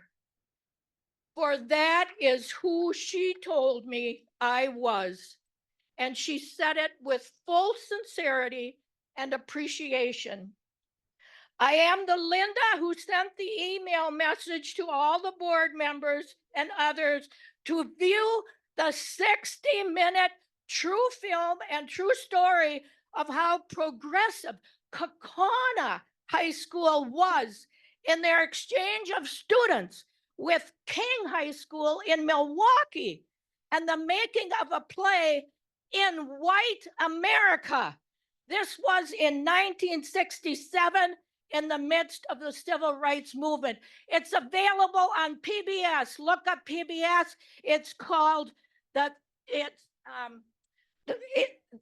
anyway, look on PBS, you'll find it. It aired last night. It's going to air again. But it's a true story. We can learn from Kaukauna High School. We can learn from Kaukauna School District. We have that ability to turn this around for the sake of our children, to see we can follow the true example of Dr. Martin Luther King, who had no hatred. He had no hatred in his heart for anyone, but he hated oppression. He hated injustice. He hated the poverty that it led to suffering. He hated that. He did not hate the people. This group has the power to help you turn it around.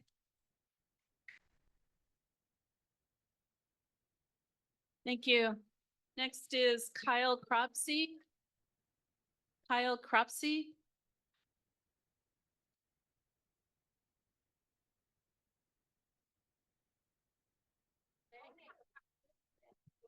My name is Kyle Cropsey, and I live at 1109 St. George Street. I'm a proud Green Bay East alumni, and I'm the CEO founder of Rise Up Athletics. Rise Up Athletics, I started in 2023 to help bridge the gap with athletics in the Green Bay East District. I got the opportunity to meet with Dr. Tiller numerous times about sports in our community. He was a big advocate of youth sports and knew the importance of it, even to the point he was going to help sponsor the new Green Bay Youth Football Association that was going to help me not only start good football programs for the East kids, but for Preble, West, and Southwest. He told me to get a 10-year budget for him, which I did, only to find out the day it got done that he was under investigation, and it broke my heart. Dr. Tiller, when I was working at Sullivan one day, subbing, he was there with the kids, hanging out. He was just awesome. He was at our homecoming game against West. He was at the East-West game. He just really supported everything that we wanted to do with athletics. I feel the district has really shied away from the athletics part. As you can tell, our high schools have won a combined 2 games last year, and that was West and Preble beating Southwest. So I support Tiller getting reinstated. I also support Coach Nico back there, coaching our boys at Green Bay East. I support him. He needs to be back in our school with our kids, with our players. Him working here does us no good. With that being said, I just want to thank you guys for the time. I wasn't preparing to speak tonight, but I felt obligated to. I missed the last 2 meetings due to work. I just want to support everyone in the building who's been supporting me with Rise Up. We got a lot of family members here. We got little Dennis Tennant Jr. back there who played on one of our basketball teams. So thanks, guys, for all the support, and that's all I got to say. Thank you. Next is Natalie Hoffman.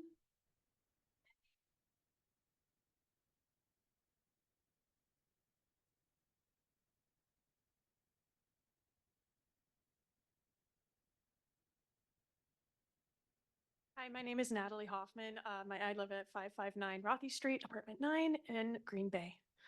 So I've been reading a lot about what's been going on with the situation with Claude Tiller over the past couple weeks, and I went to the community meeting over the weekend. And I'm really glad I did because it shed light on just how damaging this situation has been to our local Black and Brown community. It's been damaging. There's so much hurt here over what happened. And if we are ever to truly see a truly equitable society, we as white people need to not just listen to the Black and Brown people when they say they've been harmed, but also, I lost my place, sorry, but to do something to rectify what happened, especially when you're the ones that caused the harm. What happened here was unjust. This process happened too quickly and without community input or transparency, and the board needs to be held accountable for that. Dr. Tiller, he should still be Green Bay's superintendent, and I think you all need to reinstate him and make this right. And with the extra time that I do have, I'm going to read a statement from my friend Gloria Eastman, who was here earlier, but they needed to email their statement to the board and received an auto reply, making it sound like the board wouldn't read the comment for weeks. So I just wanted to make sure that y'all heard this now. Gloria Eastman said, I'm commenting today because I believe that Dr. Tiller is being more harshly judged based on his skin color. I do not believe that any of the comments he made either on the air, on the radio show, nor in the off-air moments live stream are worth this level of discipline. All of his comments, in my personal opinion, were justifiable, even if not all of them were perfectly professional. I believe this conversation has been lacking in cultural competency, which is ironically exactly what the conversation on that radio show was about. Ensuring our city and our education system is able to offer a culturally competent, equitable experience to BIPOC folks. I ask that the board extends an offer to reinstate Dr. Tiller. Thanks for your time.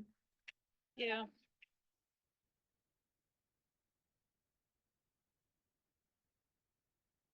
Next is Hasante Perry. Shante, sorry.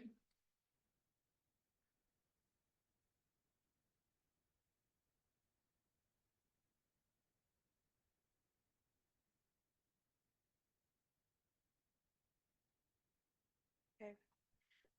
My name is Hashanti Perry. I'm a senior at Preble High School.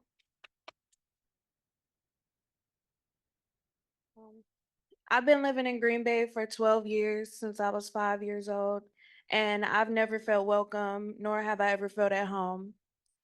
I'm leaving Green Bay and going to a historically Black institution, college university, also known as a HBCU. When Dr. Tiller came into Preble High School, I had the honor to shake his hand and hear his story. I was so delighted and happy to see someone that looks just like me in power. When that man walked into that room, you could feel his energy. And for me, it was something empowering. And for some, it was something intimidating. What are y'all scared of? Huh? I have 2 younger siblings that are unfortunately gonna have to go through the things that I have went through. And I'm not only speaking for myself, I'm moving on with my life, I'm leaving. But I'm speaking for them, I'm speaking for my parents, and I'm speaking for y'all. I can't even put everything that I went through in 5 minutes. I could write a whole book. I could write several books. I could record a TV show. I could. Okay, well, yeah, it's been a lot, and I know y'all can all identify with me. And when I saw Dr. Tiller and I heard his story, he made me proud. He made me feel proud from where I came from, and I could identify with him. And y'all need to reinstate him. Because I'm not just speaking for myself, I'm speaking for my siblings. I'm grown now, I'm leaving. This is their future. They don't deserve to go through the stuff that I went through. They deserve the world, but I can't get them that.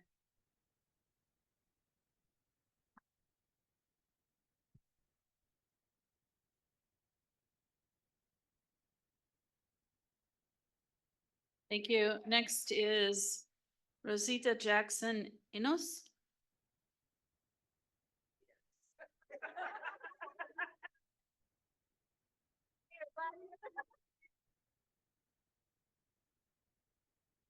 Because I've been waiting for this. Hi, Andrew. Did you tell them about the email I sent you?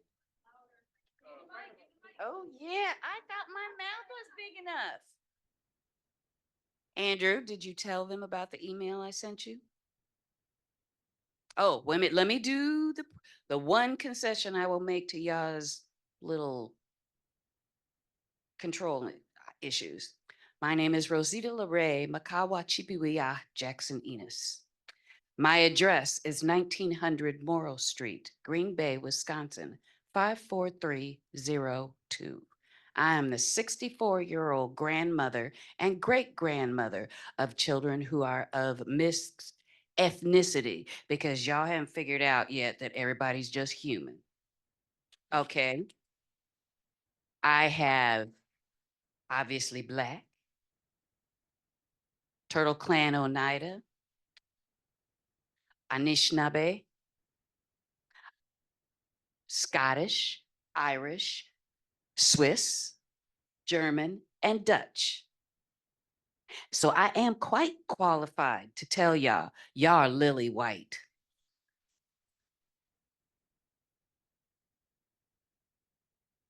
And it's not an act of disrespect to tell the truth. It's an act of disrespect to keep telling people they don't have to tell the truth or to try to punish them for telling the truth. Not my thing. I have been standing up against people like y'all since I was 11 years old. You see this face? Me at 64, baby. You know why? Don't you want to know why?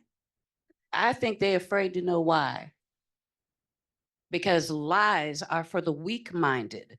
They are for you to hide a character defect that you're afraid to heal and repair. We have wasted, and I do mean wasted. I'm talking about my elders, their elders, everybody's elders. Y'all have wasted more patience than you should have ever had. It is not anybody's job to teach you how to be a decent human being. Yet, here we are again. See, y'all think some of us don't know? I still remember when you whitewashed Vern Taylor's mural off Washington Middle School. Do you? Do you? Nobody got anything to say? Or you want to go in your little closed session and talk about me behind my back? That's y'all's way. See, we're coming to you straightforward. I personally don't care how you feel about a damn thing. What I do care about is 15 grandchildren and 2 great grandchildren that are not going to have to put up with this bull crap.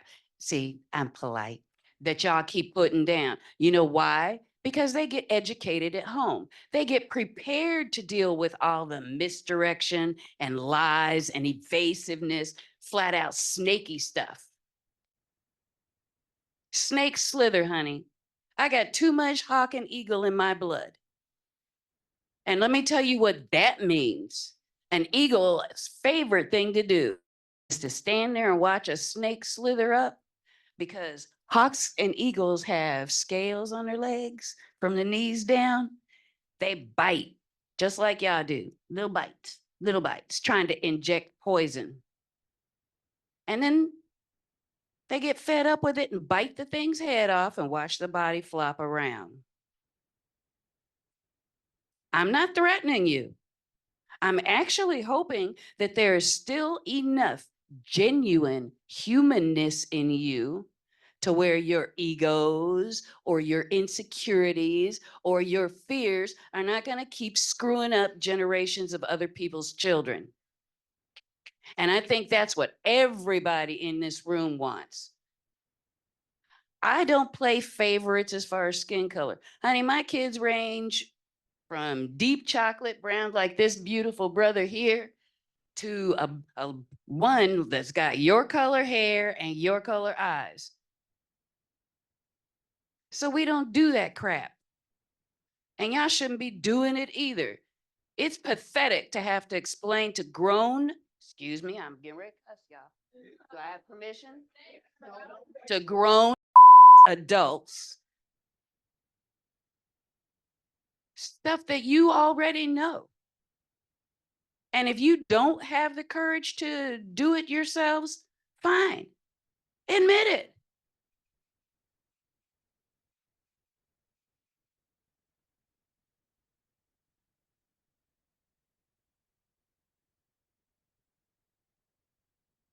Okay, we have 3 more speakers left. Oh, there you go. Sorry, we got a few more. 3, 4, 5, 6, 7, 8 more. I just want to let you know that if you're still thinking about it, there's still time to fill out a form and get it to Kinsey. Next is Kyle Armstrong.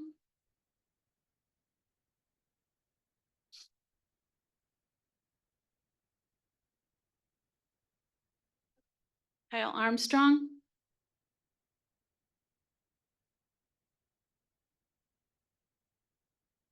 Kyle Armstrong. Okay. I think maybe they're not here. So moving on to Philip, it's either like it's Ross or Haas. Ross. Oh, hi. Yep. I often find it conflicting when first coming up here to actually look at all of you, because I had the personal chance to shadow the superintendent for the day, but many of you do not know that. I was the first student to do that within our district. And when I did do that, I was also I was often met with I was often met with critique as people wondered whether I was qualified to even be shadowing the superintendent. I as well as find it hard to face a lot of you and conflicted because I'm faced with a matter of community over my own professionalism, as later on 2 weeks from now I have to go and face these people, as I'm also a part of the strategic board meeting group. And with that comes the planning and the information that we give the board to put forward for your children and what your children will have coming forward. With that being said, I also find it very conflicting to actually uphold that, as how will I be able to face all of you later, as there will not be a backing of the people behind me. And with that being said, if Dr. Tiller is not reinstated, I will also resign from that position, as I find it hard to say you listen to the community when I will have to go up here again and voice what the community is saying through a strategic meeting to which has to be followed to the T.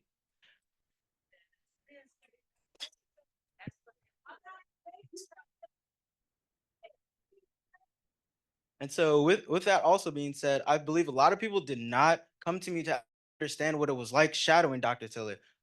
Although I was met with backlash of my opinion about what he said, a lot of people didn't ask me how it was. When I first met Dr. Tiller, I was actually very critique of his character. I wanted to know, was he just another black man hiding behind white shadows? Who was Dr. Tiller? When I first met Dr. Tiller, I was very upfront with him. I asked him his opinion on critical race theory. I asked him what he believed to be right. I was testing his qualifications to, is he truly someone I can say represented me?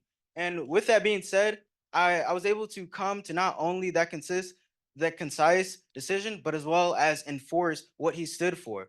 As I was able to go into, I'm gonna give you the best example I could give. When we went to, I believe, Fort Howard to read to the children, I remember he was talking to the principal he was talking about something. I do not regard what it was, but we were just walking through the halls, and I remember it clear as day. A little black kid, couldn't have been older than 8, ran up to him and was like, "Who are you? Why are you here? What are you doing here?"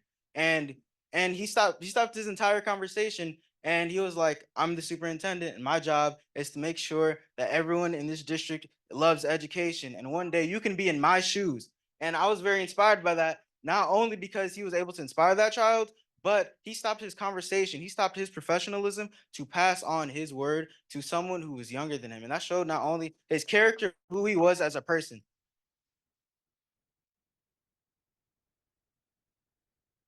It was later shared with me that that child actually had problems at home and had a rough upbringing and wouldn't go to class.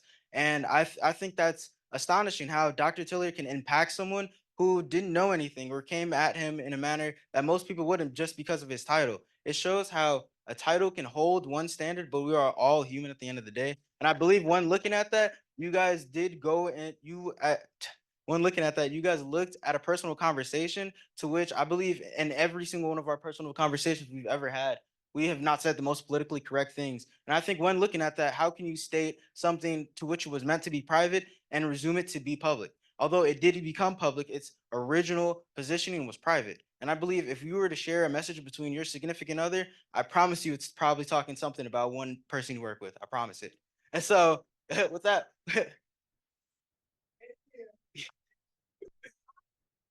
and so, with that being said, I would like to say that I am blessed to have the position to not only represent Latin and Black people, but also be the first student to represent Green Bay as a district and its ethnic backing. And I believe everything Dr. Tiller said was true. As I've looked at the stats within his office, we do have a significant disparity between white educators and white students while looking at the disparity between Black children. And he asked me the reason for this. And that's the reason I'm on that meeting board now to actually change and give color to that. And I believe with that being said, it should be important to not only reinstate him, but give him an opportunity to voice why he said what he said to the community. I believe even when talking to many of my teachers who are white or who he was talking about, they believe that although what he said can be harsh, they just wanted understanding of why he said it. And I believe it's so hard to many people, even on the news, to understand why he said what he said. Sorry, can we turn that off? I'm gonna keep talking for like 2 seconds, I promise. And so And so, with that being said, it's often hard for people to even look at these statistics. But when I understand that every single one of you have looked at the exact same statistics that I have because we all had them in front of us when presenting them. So I understand that you know what he said was correct, whether you want to admit it or not. Every single one of us had these statistics, and it's Googleable. So I believe personally that he should be reinstated because what he said, although may be harsh, it was not wrong.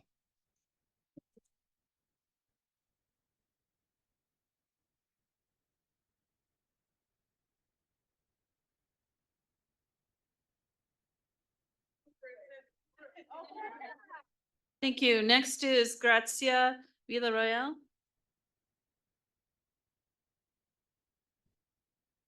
Thank you. I'm Grazia Villarroel, and I'm a political science professor and also a member of several Latino organizations in the community. I live in 927 Oakmont Court, and my children went to the Green Bay Public Schools. I just want to say that I stand here after a year in which last year we complained about schema 12.1, and it's really about representation, because schema 12.1 came about without representation from Black and Brown communities. And what happens when there's no representation? In a district that is 2/3 Black and Brown, schema 12.1 proposed 2 more K-8 schools in majority white school districts, even though they already had 3 K-8s in majority white districts. So 5, and there's not a single K-8 in Black and Brown neighborhoods. It also proposed to close Washington, even though Edison is already overcrowded. And the Black and Brown community has grown by 300% since in the last 2 decades. So why close those schools? Why close those schools when the children already have the oldest schools, the overcrowded schools, the largest schools, no representation? Why those schools? So I want to say that when Dr. Tiller was going to come, we were really excited because the first thing he did is he said, I'll meet with you every month. So he gave us a seat at the table.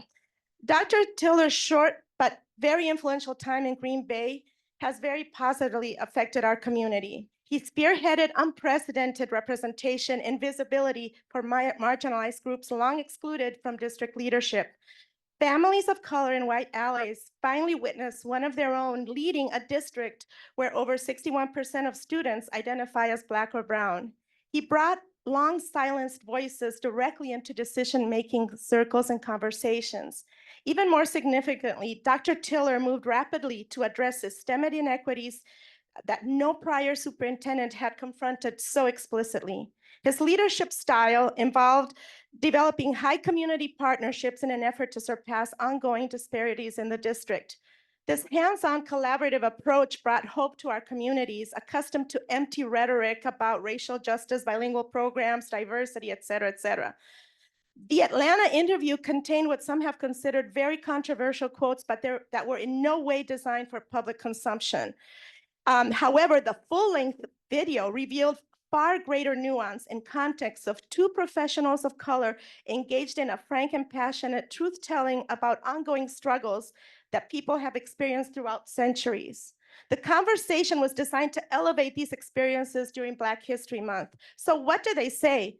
Getting to the decision-making authorities as minorities required resilience, they said, surmounting endless micro and macroaggressions. Dr. Tiller and Dr. Adrian spoke in a very personal manner about harnessing righteous anger over injustice to lead future generations.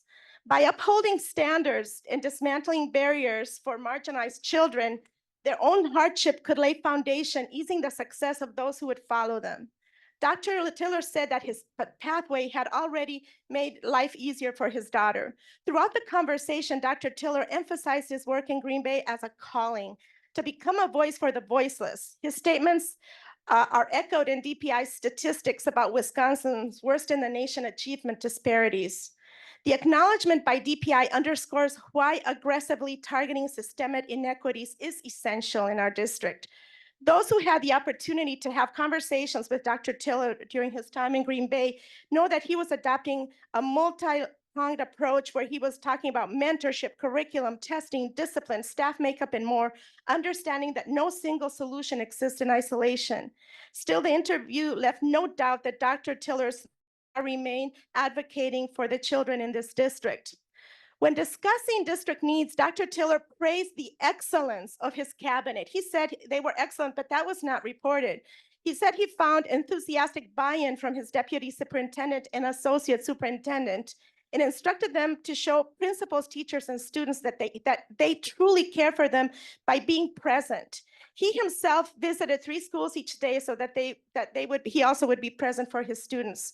He also voiced confidence that given the high standards and support that underestimated students can dramatically outperform them, that they should have very high expectations for children. He shared a beautiful metaphor.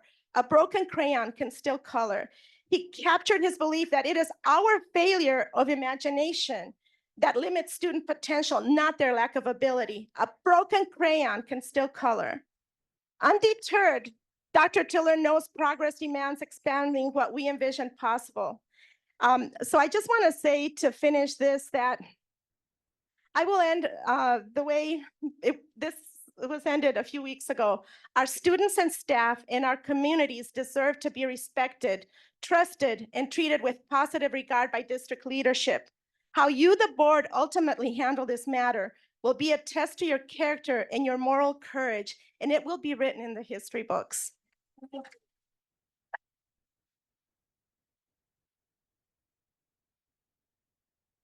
Next is Kristen Kelly from Menasha. Kristen Kelly.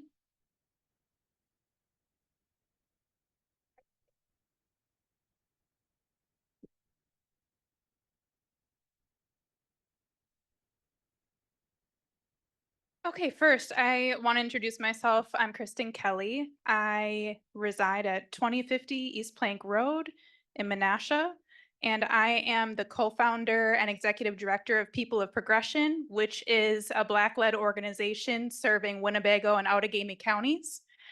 I'm also a very concerned community member who grew up in a neighboring school district, and I learned through abuse and experiences as a child that silence was better than speaking up for myself. And I don't want other students to go through the same thing that I did as a child.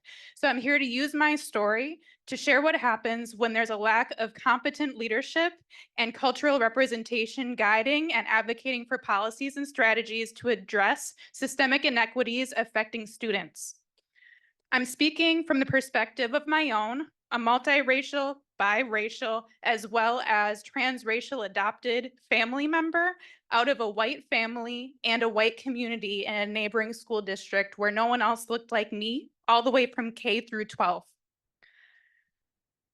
I'll start by saying that I was, and I can't go through my whole story because God, it's traumatic, but I can say that I was from first grade already put on the opposite side of the classroom as other students.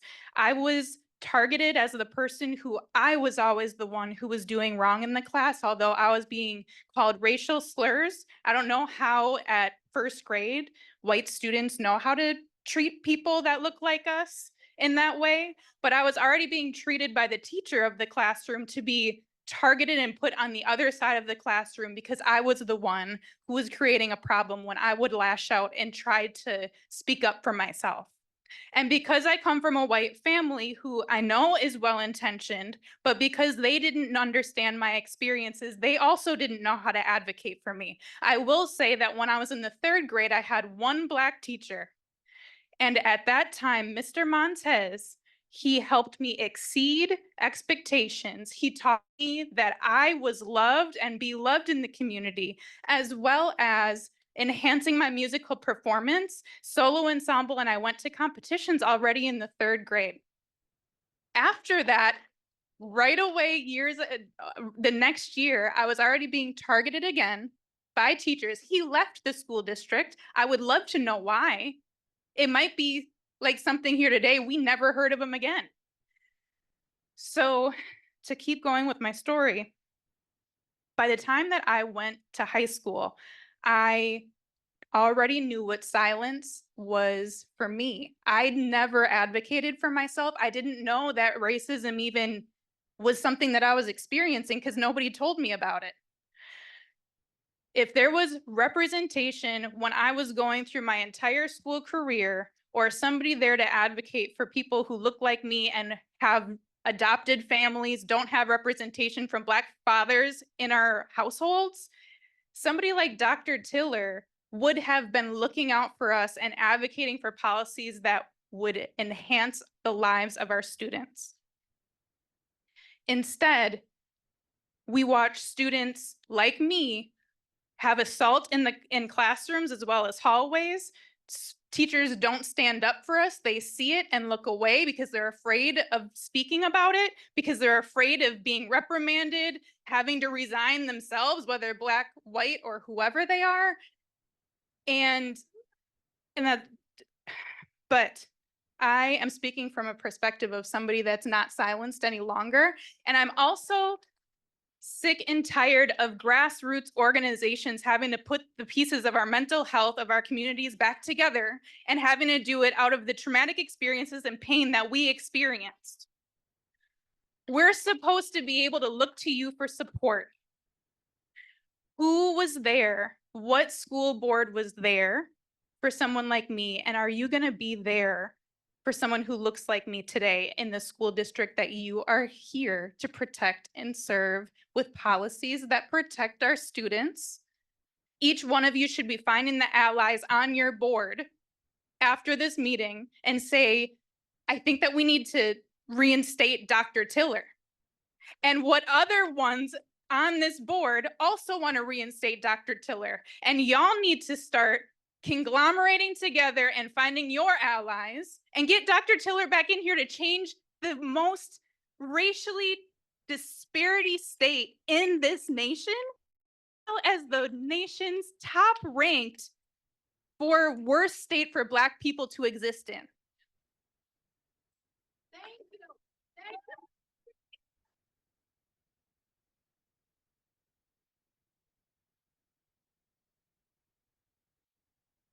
Thank you. Next is Rick Crossan or Crossan?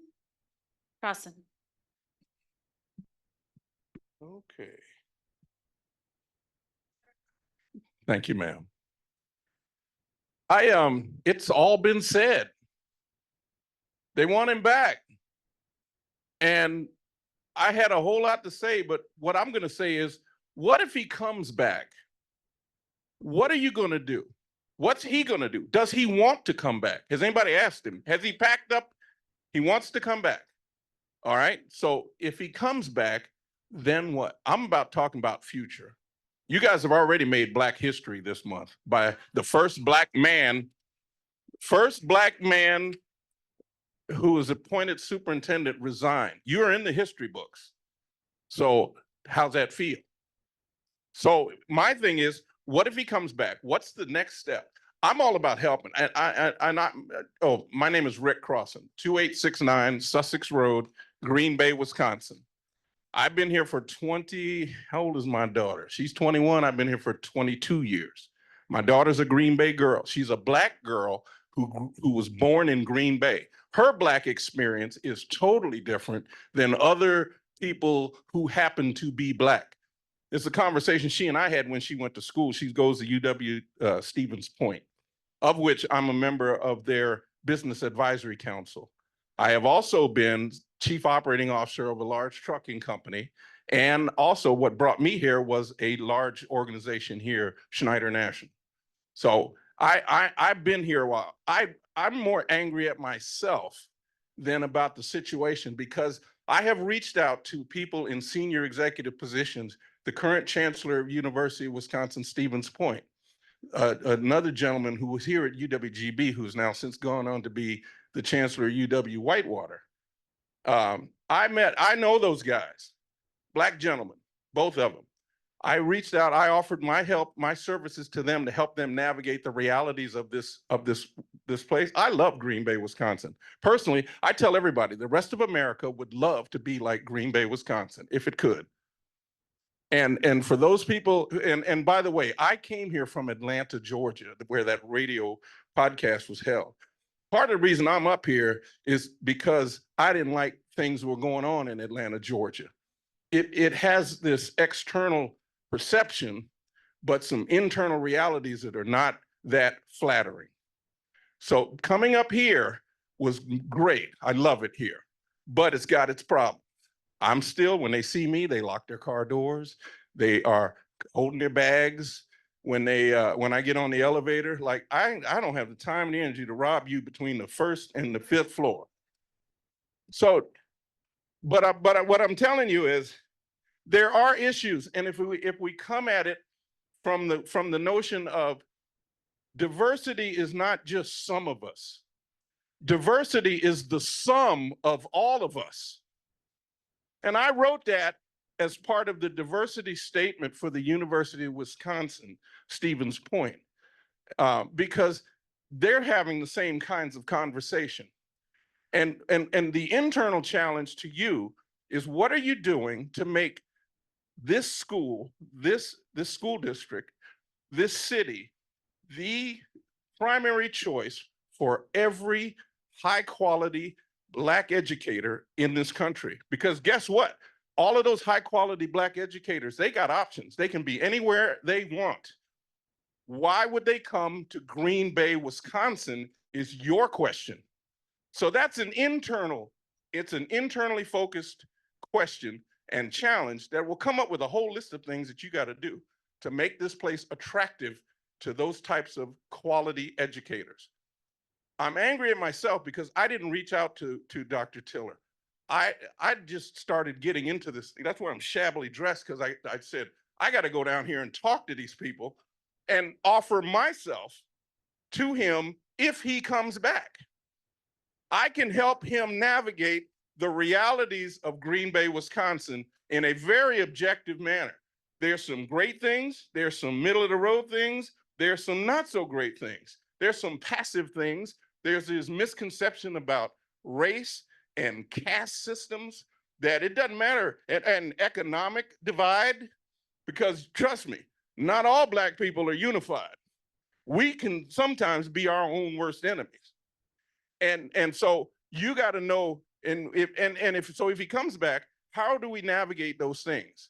And I'm all about action and quantifiable things. I'm sorry, I got a couple more things. The other thing is, what if he doesn't come back? If he doesn't come back, what are you gonna do?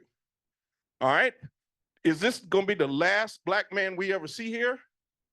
Or are you gonna get somebody else that fits some loosely defined narrative of diversity and put that person in there, but because they can conform to what you want, you're gonna prop that person up as a diversity hire. I've seen that happen around here. So you gotta, and then again, I offer myself here.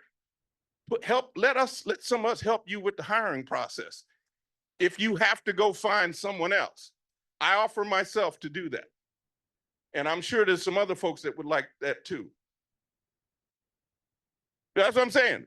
So there's a twofold question. If he comes back and if he doesn't come back, we got to have a plan for both. That's it. Thank you. Thank you. Next is Shakira Chisholm.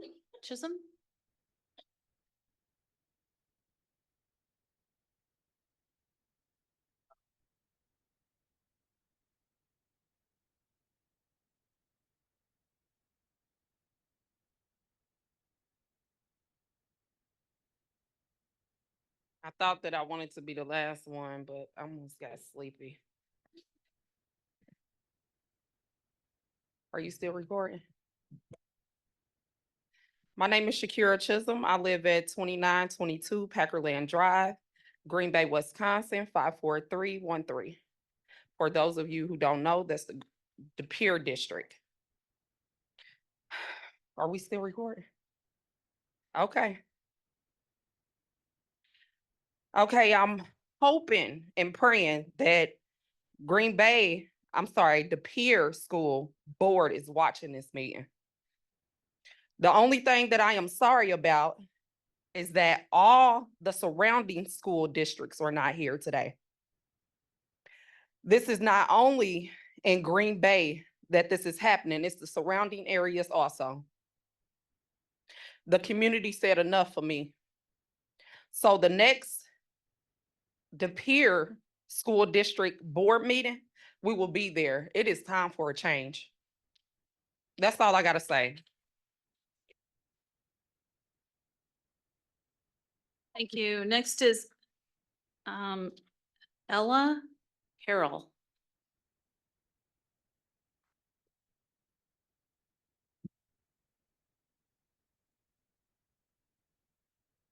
Hi, I'm Ella. I go to Aldo Leopold Community School at 853 Kellogg Street. So I'm only 12 years old, and I'm kind of annoyed that I have to teach a ton of adults to be nice to people. How does that work? I'm really upset right now. You just had to be nice to him. And history has its eyes on you. Like, what you do affects our future as students. I can see my future burning in front of my eyes right now. As you make these decisions, we're supposed to be college ready. I cry every day at school. I hate it in this district so much. You know, there's a lot of things we could do too. Like, even the kids are just mean to each other, and none of the teachers do anything about it. And I try really hard to be nice to people, but sometimes it's so hard because people are so mean. You just have to bring back Mr. Tiller, because I didn't even know about any of the other superintendents. They never cared about anyone. They didn't care about me. They cared about money and politics. I never knew anyone before Dr. Tiller, and at first, I heard that we were getting a new superintendent, and I was just prepared for it to suck again. And then he sent us all a video about school attendance to all the kids. And I was like, finally, there's going to be someone who tries to solve problems instead of just gaslighting everyone in this dumb school district. And then you steal him from us. I was prepared to have someone new, someone good, and then you steal him away. You literally took candy from babies. Like, this is the perfect explanation. I was happy. What are you going to tell your grandbabies and kids when they ask, why does my school suck so much? You're going to have to say, oh, because of me, sweetie, because I took away the good superintendent and gave you a bad one. I'm done.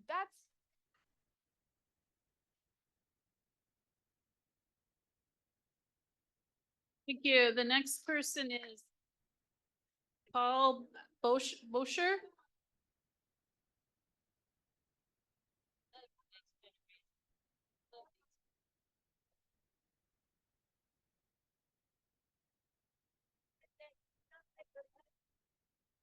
Hi, my name is Paul Busher. I live at 1120 Elizabeth. I want to thank you guys for just taking the brunt of the force. I know you're all good people. I've met everyone. I know you're white, but that's not a crime. Okay. There are a lot of people talking about voting. How do you get into how do you run for office? Each December, you need to get 100 signatures. Go talk to Celestine Jeffries. She can get you all hooked up. You can all run if you want. They would love to run against you and talk about the issues.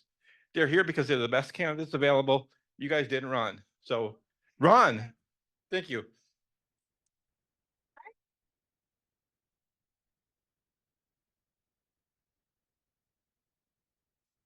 Thank you. The next person, I think it's Sarah. Sorry, I can't make out the is that? I didn't write it. You're right. I didn't write my last name.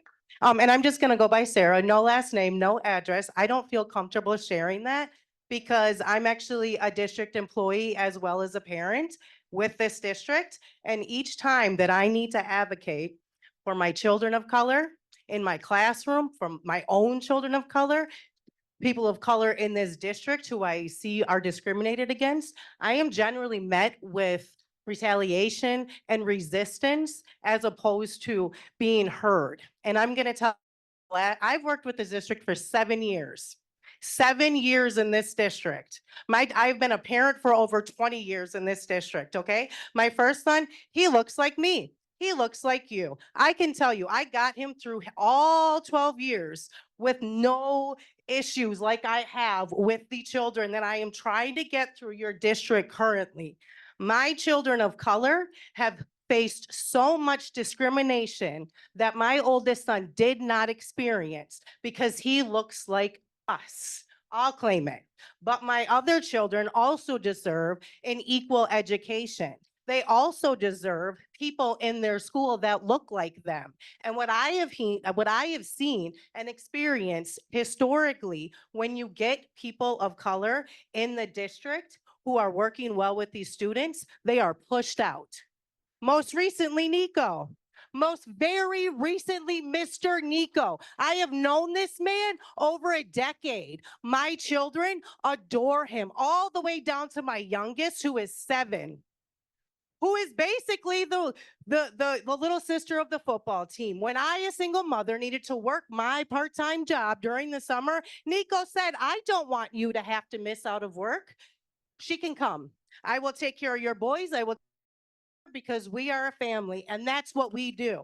And I'm also going to say that in 7 months, Dr. Tiller heard me more than this district has heard me in 7 years. He has allowed me to be very transparent in my conversations. I'm sorry I'm yelling. I'm just trying to keep people awake because it kind of looked like people were falling asleep and we're trying to have a meeting here. Just saying, okay? I know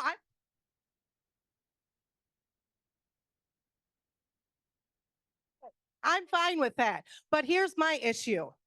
I read that some district employees came forward and begged Dr. Tiller not to go. Please do not resign. You came into this district and gave voices to the voiceless, and that is accurate. That is absolutely accurate. He was in the schools. I don't see people coming out of this DOB coming into our schools. You don't come into our classrooms. You don't see what we deal with every single day.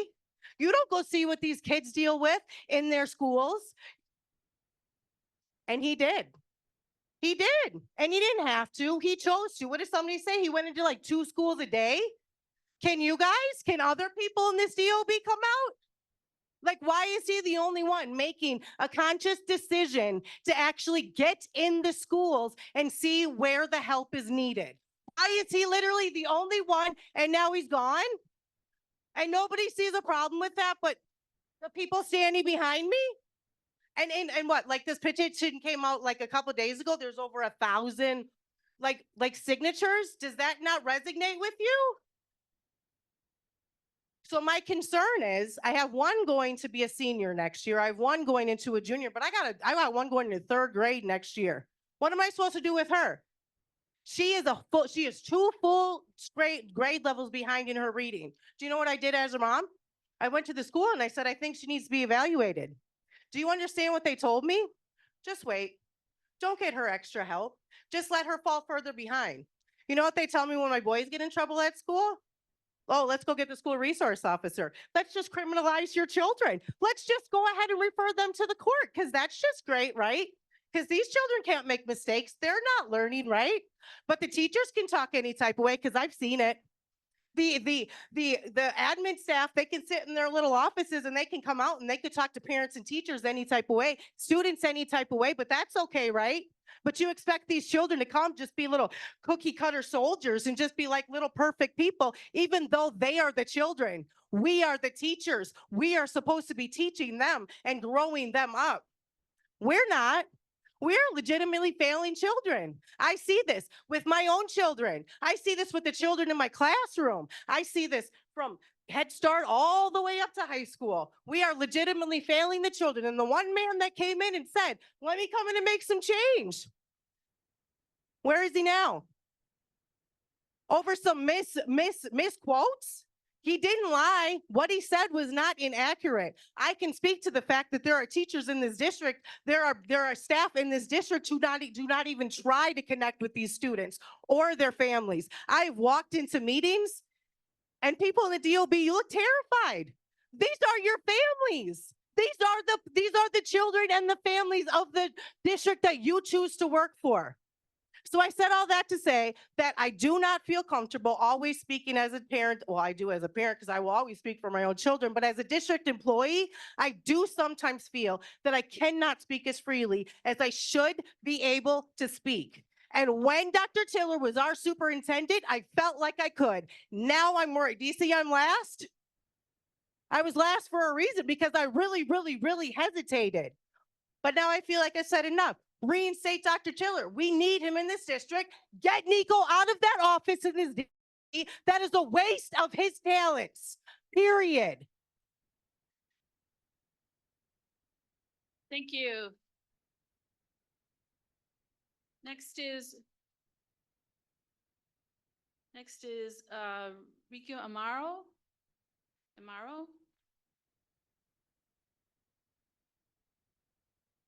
Hi, I'm Rocio Amaro, and I live at 321 Beaupre Street, Green Bay, Wisconsin, 54301. First, thank you it's late, so we thank you for your time. I just want to kind of first start from experience. So I grew up in Texas, And at that time, I was the majority, South Texas. So 98%, 99%, we were mainly Latinos, Mexican Americans.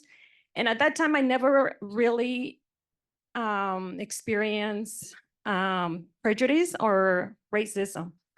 My mom decided to move to Green Bay when I finished high school.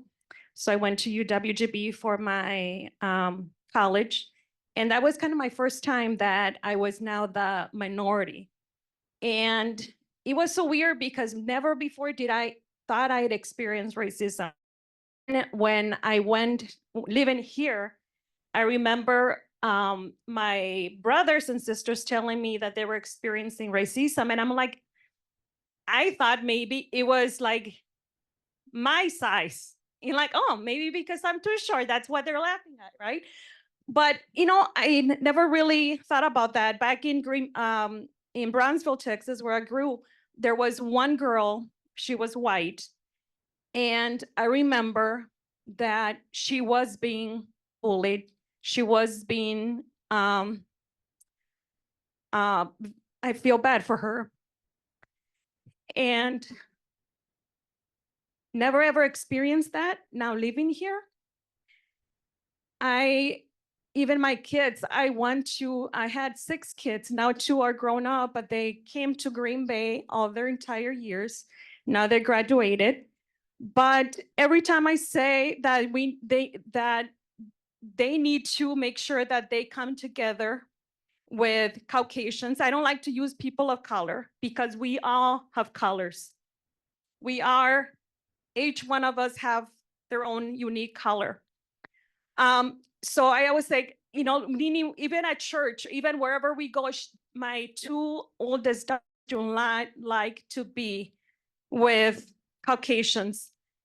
And I say, and I'm a little bit different, I'm more like, let's get together.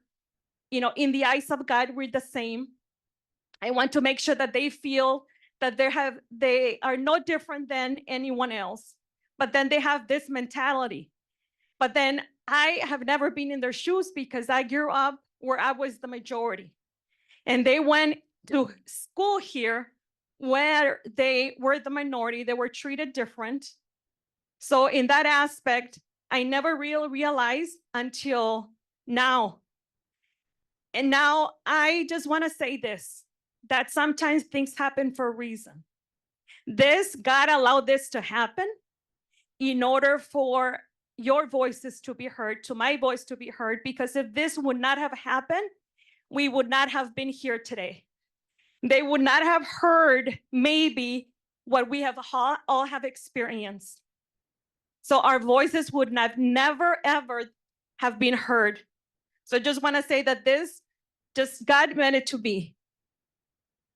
And now it's about what's going to happen, right? Jesus, I just want to say this, right? There is no difference. And yes, we make mistakes.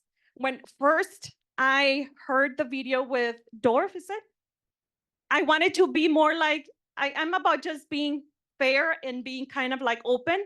So at first, when I heard his comments, my own personal thought was like, oh, I was like, well, if I was Tiller, I would resign. That was my first, because I'm like, but when I listened to the interview, now you have to look at, like, it's the context, right? And the experiences that we have. And sometimes people think about stuff, but they really never say it. So it's about what we have lived. Now someone that has lived was speaking. And sometimes there's things that sometimes we don't feel, and a lot of people here say that we don't feel the courage to speak. We are afraid. And sometimes it takes people just to open and just say what they think and come together.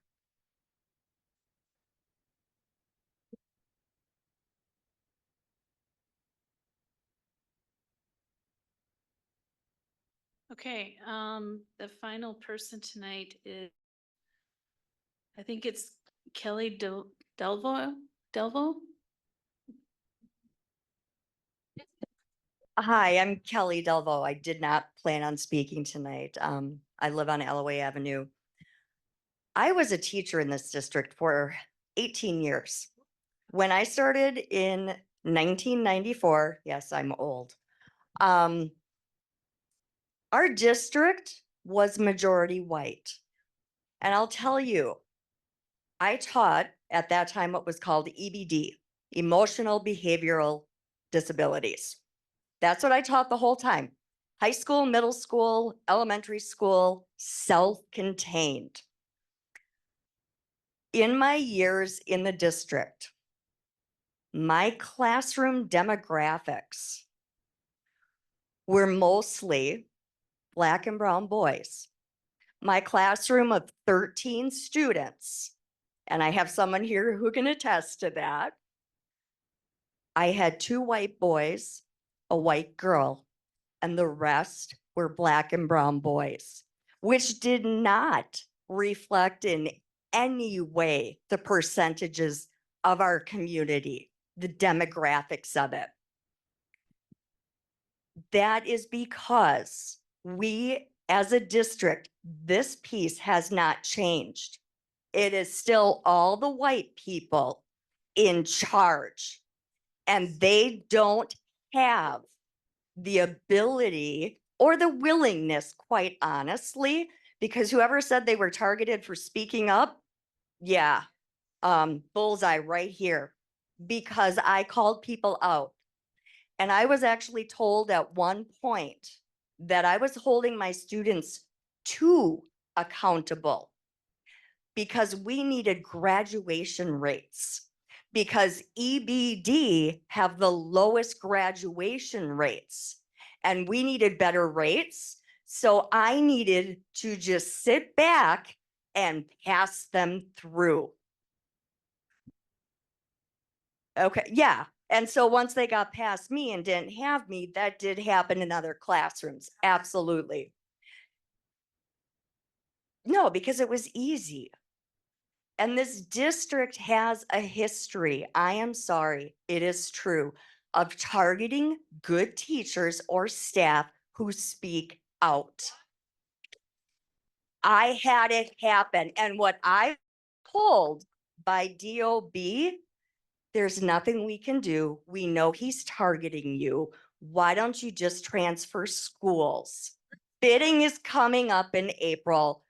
Choose another school. Okay. I also have 4 boys. They're all adults now. And they went through this system. And my kids, my 2 youngest, have special needs. Dyslexia, dysgraphia, ADHD, traumatic brain injury. They're fun little kids. They're all over the board. And as a teacher in this district, advocating as a parent for my children, I was told by one 6th grade teacher that I needed to put my son on medication. And if I chose not to, there was nothing they could do for him. One of my children was denied special education because I worked with him too much, so he wasn't the full 2 years behind. And by the way, dyslexia is not a learning disability. This district has a lot of learning to do in so many areas, so many. And you had someone who was coming in and holding people accountable, and they didn't like it. He was coming in and saying, we're not pushing kids through. We're going to educate them. Hey, guess what, teachers? You have to teach all the kids, not just the ones that fit in your little pegboard. Okay? And so you guys, I am so disappointed that somebody was able to come in here who used to have influence. He did. He was a principal. I did my student teaching under him, like in his school. He was on the board. This district is so entrenched in, this is our group, this is who we listen to. This guy said it had to happen that way. So, oh, we like him, we're gonna follow along. You guys gotta break the mold. You had the chance, you made a mistake. You owe him an apology and this community apology. And we need to make this right. And it starts with apologizing to Dr. Tiller. It starts with reinstating him and giving him an offer that you're actually going to back him up this time. And you're not going to hang the teachers who care or the superintendent who cares out to dry.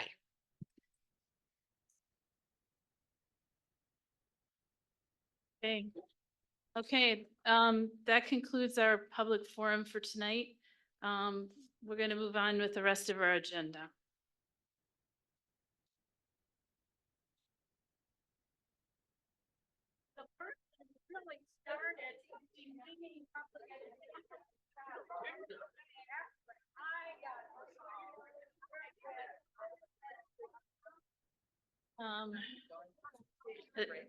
Should we?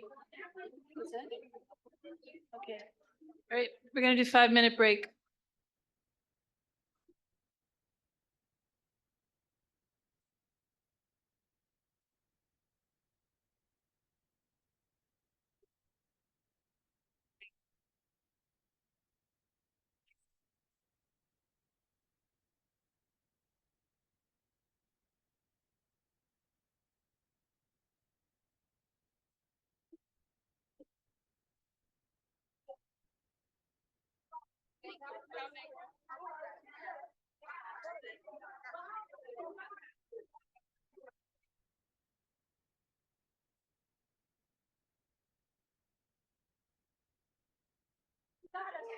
Vicky.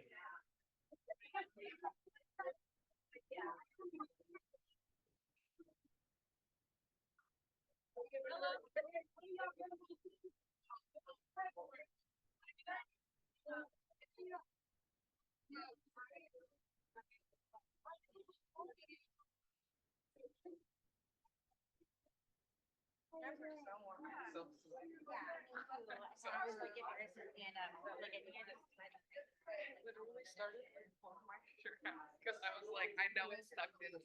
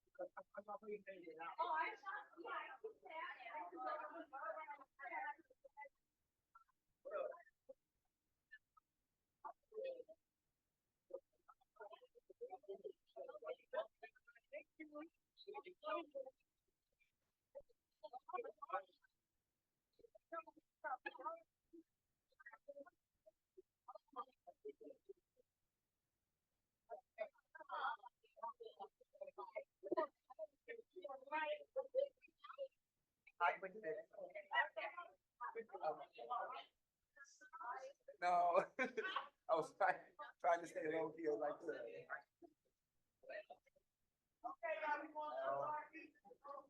Hey, I need some Velcro sweeties. I'm here.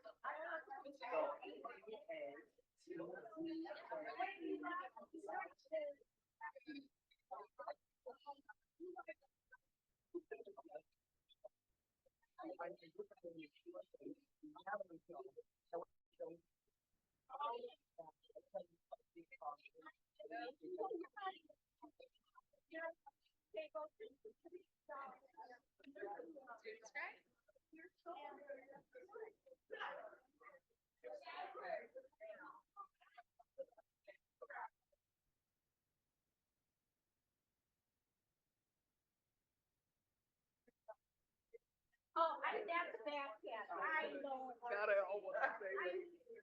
Two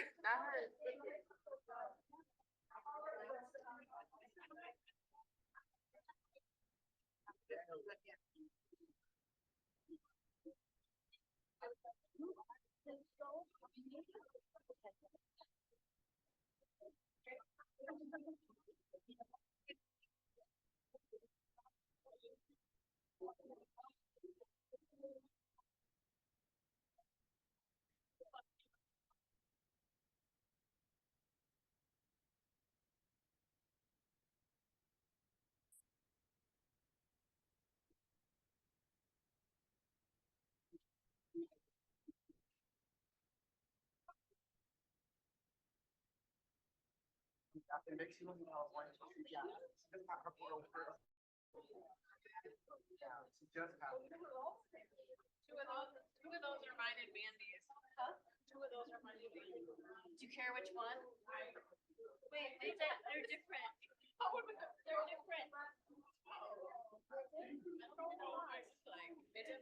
was like that. I think mine was gray, yeah. Like stack ranking, you stack. Oh, I know what these are.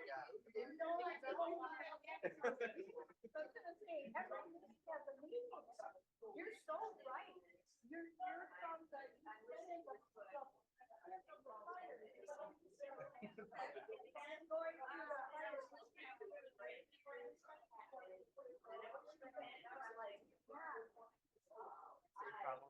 Oh, yes, thank you.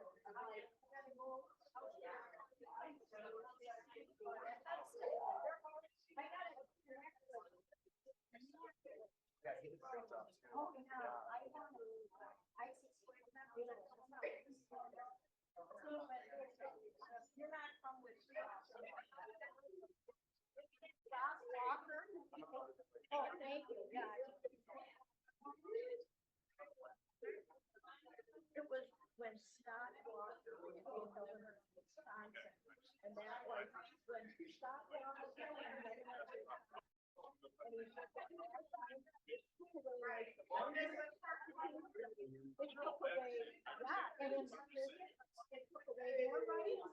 You know, he mean education, he was public education, he mean he got problems in institution. I think the free and public health is not all the public institutions though that are meant for everyone.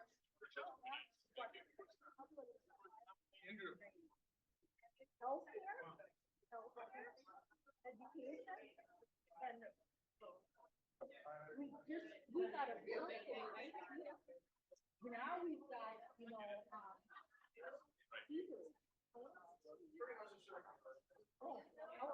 our governor. I know the governor, but I don't count. Oh, okay, yeah, oh, yeah, you're right. Okay, thank you for listening, yes, appreciate that, thank you.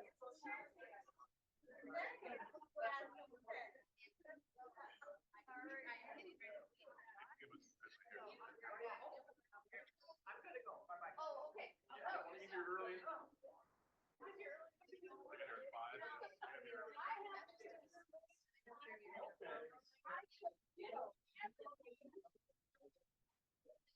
Cheers over here, by the way. Just let you know.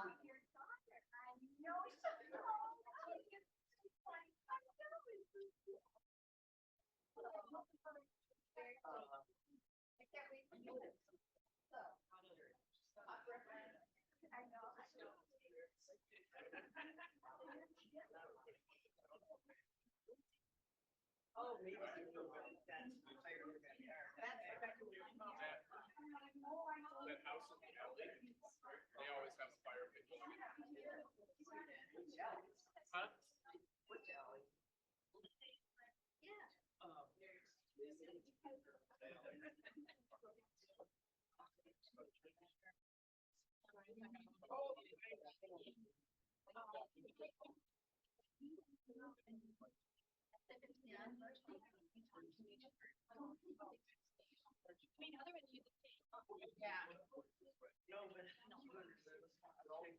I'm not interested in being more.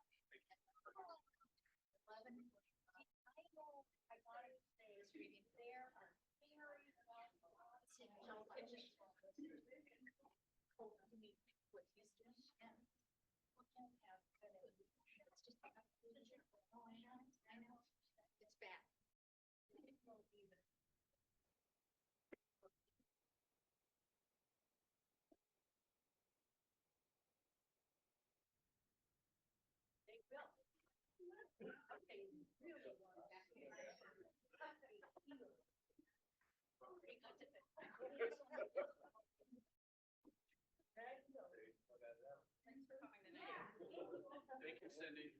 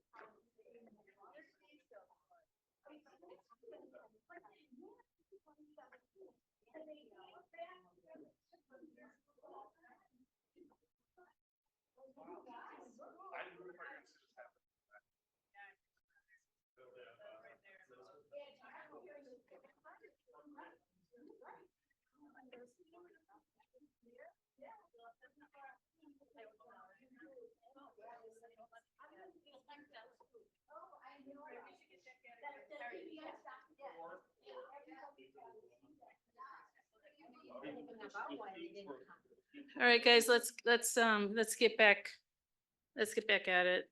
We're still streaming. Thank you. Okay, so we're gonna get back at our agenda here. The next thing on our agenda is the legislative update, and that is Lynn Gerlach. Okay, we start with two updates. Oh, something's wrong. Oh.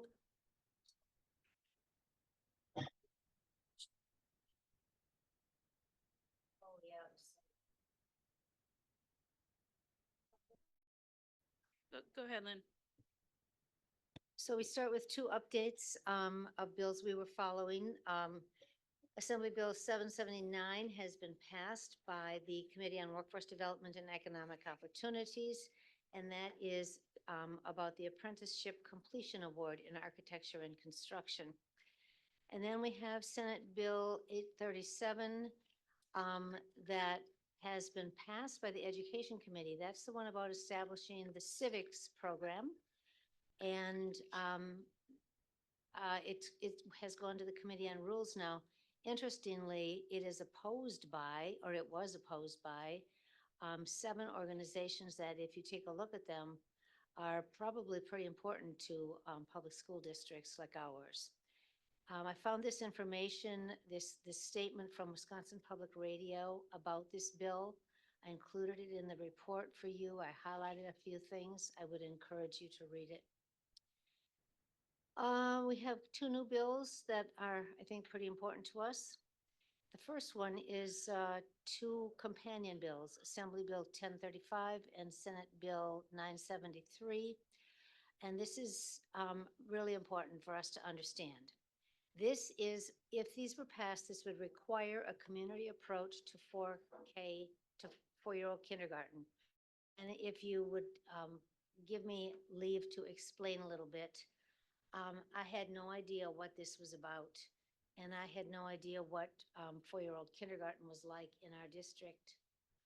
And I don't know, am I talking to anybody? Is No, I'm anybody listening to me? I'm absolutely listening. Keep going. So anyway, I had to ask for the staff to meet with me and help me understand this. So I met recently with David Johns and Dan Malmberg and Jessica Melkor. And they explained to me that we have a partial community approach. So we contract with 7 entities that provide 4-year-old kindergarten. And they are, of course, the Oak Learning Center, the YWCA, and 5 Encompass Child Care Centers. And all of them use our curriculum. So when the children finish that kindergarten, they are ready to go right into our 5-year-old kindergarten. All of the teachers are licensed by DPI, and we pay $2,900 per student per year. Okay, that's what we have now. If these bills are passed, we will have to contract with any state licensed entity within our district that wants to provide 4-year-old kindergarten. And we will then have to pay each child no less than 95% of the per pupil revenue limit. We will have to provide transportation for each of those children to those places. They will be able to use any state-approved curriculum, not necessarily ours. We will not be able to say anything about their staff-to-child ratio or the assessments they do, and the teachers will not have to be DPI licensed. And if that happens, the cost, now just for the cost of the students we now contract for, would go up by more than 250%. But we would have to license for a lot more students because there would be a lot more entities wanting to offer 4-year-old kindergarten. So that's going to be pretty important. That is opposed by WASB, WEAC, and the Wisconsin State Reading Association. And I've listed some organizations that support it. And then finally, we have Senate Bill 489, which establishes a legal standard for infringement on fundamental rights of parents and guardians in schools. They list 16 specific rights. I've just put 6 of them here, just to give you a flavor of what we're talking about. The parent or guardian has a right to determine the names and pronouns that the child will use at school. They have a right to review instructional materials. They have a right to be noticed if there's going to be any survey or evaluation that in the child's classroom that might reveal information about the child or the family, including political affiliation or beliefs, illegal, antisocial, self-incriminating, or demeaning behavior by someone in the family, critical appraisals of individuals with whom the child or parent has a close family relationship, and other things. They will have to be notified in a timely fashion if there's going to be anything controversial taught or discussed in the classroom, and that will include gender identity, sexual orientation, racial identity, structural, systemic, and institutional racism, and more. Children will have to be allowed to opt out of class or instructional materials that do not fit with their religious or personal convictions. And the parents or guardian will have the right to visit the child at school during school hours, and there are 10 more. This is opposed by 15 organizations, including the ACLU, the League of Women Voters, the State Bar of Wisconsin, WEAC, and others. That's it. Thank you, Lynn. Oh, I'm so sorry. Go ahead, Brian. Lynn, I'm going to ask you this question, but it's going to go to Melissa. So it's regarding Model 3 sites and just the partnerships that we've had with community organizations on there. I know that there's, it's always been a tough area because we partner with local groups and they do a great job with us. And I just want to, if you could talk briefly about how we've selected those groups and kind of the process with them. I hope I'm not putting you on the spot with this, So I can't speak to how we selected them because they existed before I got here 11 years ago. But I can tell you that all of our Model 3 sites are required to have licensed teachers. And we have partnerships with them where we provide the training. They have to follow all of our requirements with respect to the curriculum. They deliver our curriculum. We have a number of co-hosted trainings for their teachers, in particular for the Oak Learning Center, because the city is the fiscal agent. They don't have the ability to evaluate the teachers, so we have a great partnership where we provide that oversight and that evaluation. And then there's also a number of other requirements within the law for those Model 4 sites. So it's not the same as a daycare center that this current legislation has proposed. Thank you. Any other questions? Okay. All right, we're going to move on to referendum updates. We don't have any this month, or this meeting, I should say. And so next I would, is the consent agenda approval. Would someone please read the motion? Well, I'll move to approve the consent agenda as presented. Second. Okay. Go ahead. So I mentioned, under personnel action, we have a lot of teachers retiring. I wish them well and want to thank them for their service to the Green Bay School District. So. All right. Anybody? Go ahead, Lynn. I just want to say again that it's so inspiring every month to read the list of gifts and donations. It's just tremendous, the generosity and the support of the community, and I don't want that to go unmentioned. Thank you. Anybody else? Go ahead. Although I wish everybody luck who is resigning or retiring from our school district, as a board, we continue to look at keeping our teachers. All right. Anybody else want to, before we vote? Okay, Kinsey? Online voting is now open.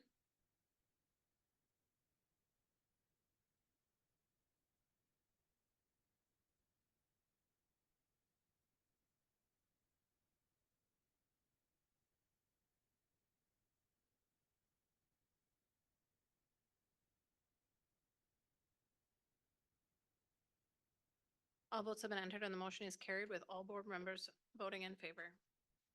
Thank you. Next is under action items. A is purchase of hyper-converged infrastructure. Could someone please read the motion? I move that CDW be awarded the bid for the hyper-converged infrastructure in the amount of $1,198,101. Second. All right, do we have any discussion? Kinsey?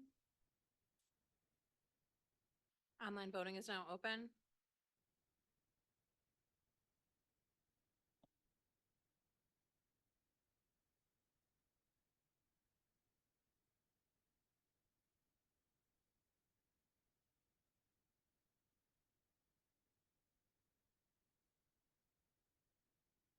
All votes have been entered and the motion is carried with all board members voting in favor. Okay, thank you. The next is school security drill review approval. There's not a motion here, but I think we're just approving it, so, Yes. but we're voting too, right? Yes. Go ahead, Brian. I move that we approve the school security drill review. Second. Okay.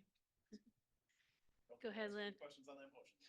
Yeah. I'm not asking any questions. I just want to tell you all that after our last meeting, Mr. Collar invited me in to explain things to me and tell me all about the different kind of drills they have.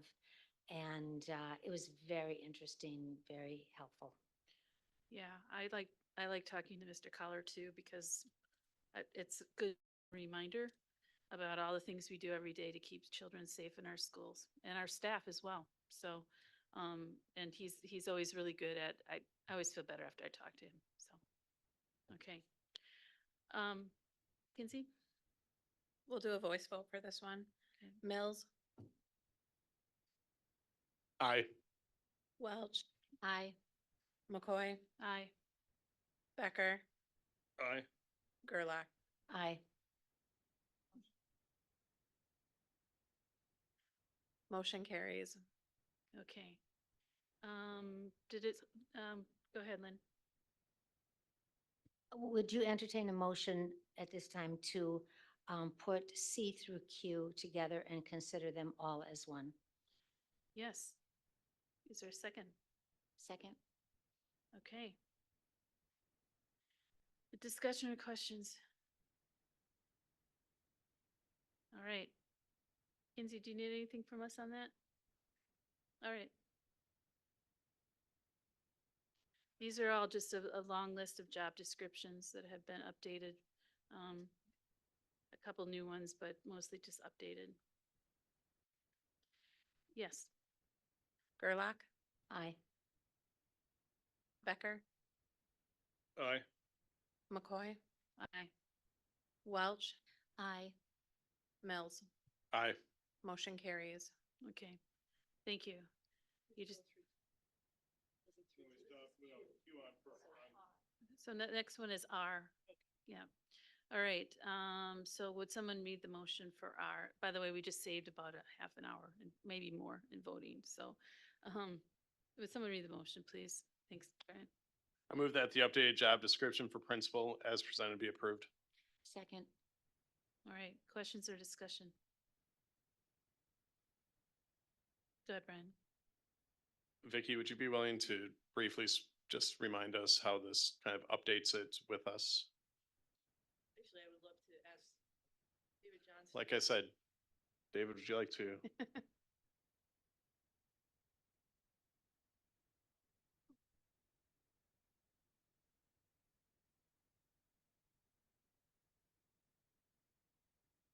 Yeah, let me just share what's reflected here briefly, and then take any other questions you have.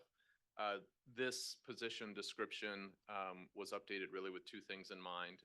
The work was completed first with the directors of school leadership along with HR, and it was revised with an eye toward predominantly instructional leadership functions of the role. Many of the things in the red line copy that you'll see that have been displaced from there are things that are much more management oriented, although there are some management components that are still in the new proposal that's before you today. The other aspect of that description was to bring it in line with the actual evaluation criteria of principals. So recognizing that if we're going to name what high quality principalship looks like and we're going to evaluate against that, we should actually describe the role that way. After creating the draft, then it circulated through principal advisory committees and we got some feedback on it. And generally it was accepted as being a better representation of the real work that principals do. Great. Thank you. Any other questions? Okay. I think we're ready to take a vote, Kinsey. Thank you, David. Online voting is now open.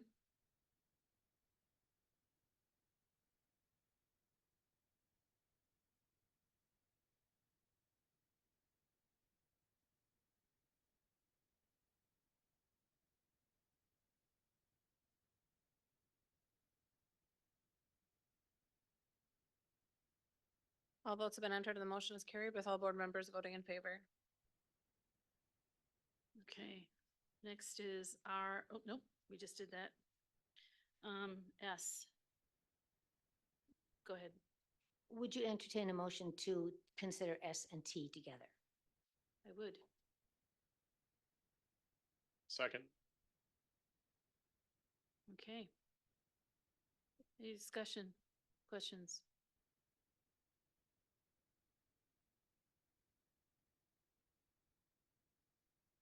Are you ready, Kinsey? Okay. I just, no, I'm sorry. I was looking at her, waiting for a cue that she was ready to go. All right. Yep. McCoy, Aye. Gerlach, Aye. Mills, Aye. Welch, Aye. Becker. Aye. Motion carries. Thank you.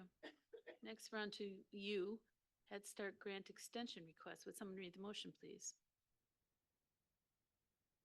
I move that the proposal to submit an extension of the construction grant at the Head Start Learning Center as presented be approved. Second. I actually have a question, Nancy. You work with them all the time. So, what's the status on their construction that they were gonna put a new addition? Do you know what's the status on that? I've lost track of that a little bit. They were waiting to put an extension on this because it's going to be coming up, but Yeah. they just couldn't quick Do it. it, Okay, yeah, all right. yeah. Okay. It's gonna So go. so nothing's started technically yet, but it will after this. Mhm. Okay, very good. Thank you. Any questions or discussion? Kinsey?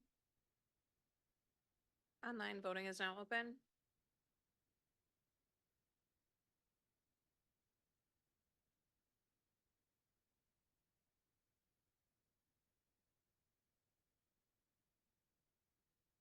All votes have been entered and the motion is carried with all board members voting in favor. Okay, would someone read the motion for V? Recommendation for Southwest ticket booth contract. Go ahead. I move that Northeast Asphalt Inc. be awarded the contract for the Southwest Ticket Booth Project in the amount of $443,166.70 as presented be approved. Second. Questions or discussion? Kinsey? Online voting is now open.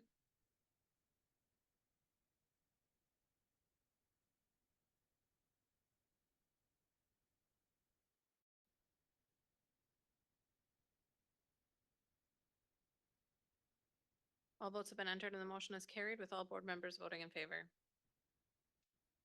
Next, recommendation for Preble General Contractor. Would someone read the motion? I move that the Mirren Incorporated be awarded the contract for the Preble High School additions and alterations project in the amount of $10,992,016 as presented be approved. Second. Discussion or questions? So this is a referendum project. Go ahead, Brian. I just want to clarify, I think that you added an extra 9 there, so the amount posted of $10,929,016.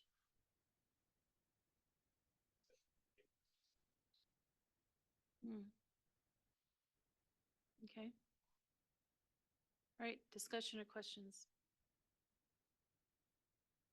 Kinsey? Online voting is now open.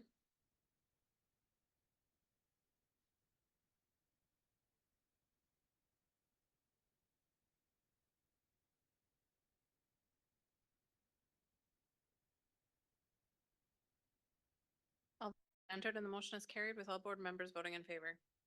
Okay, we're almost there, guys. Recommendation for West High Grandstand Contractor. Would someone read the motion, please?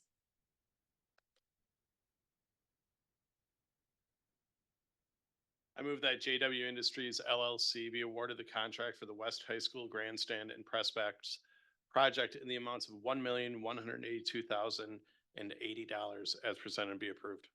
Second. Any questions or discussion? All right, Kinsey? Online voting is now open.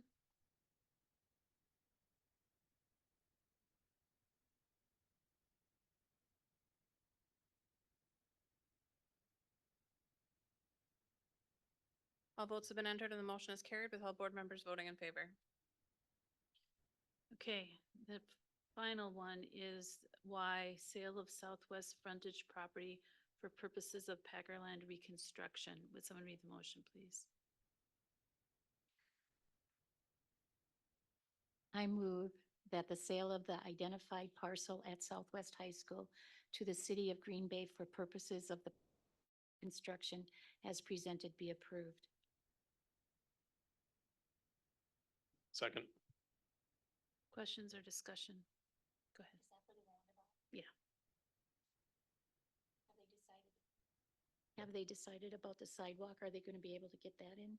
Oh, Or is that not decided yet? No update at this time. any other discussion? Kinsey?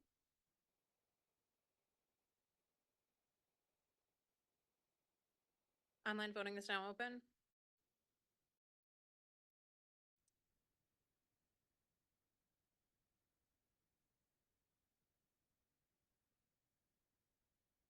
All votes have been entered and the motion is carried with all board members voting in favor. Very good. That completes our regular agenda.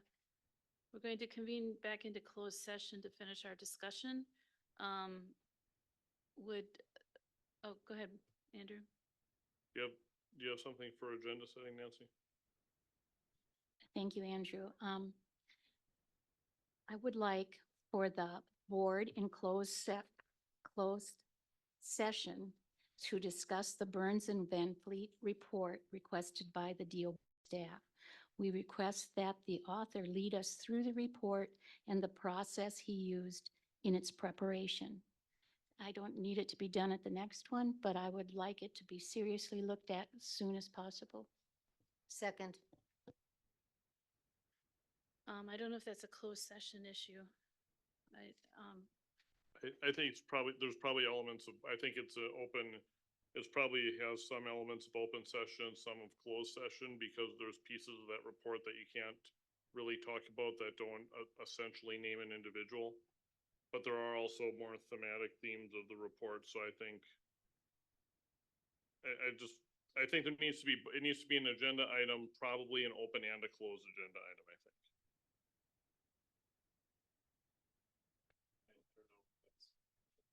I don't even know if I was going to make it a motion because I heard you can't make a motion if you didn't have it posted. So I was just saying it as a suggestion that we, look at this.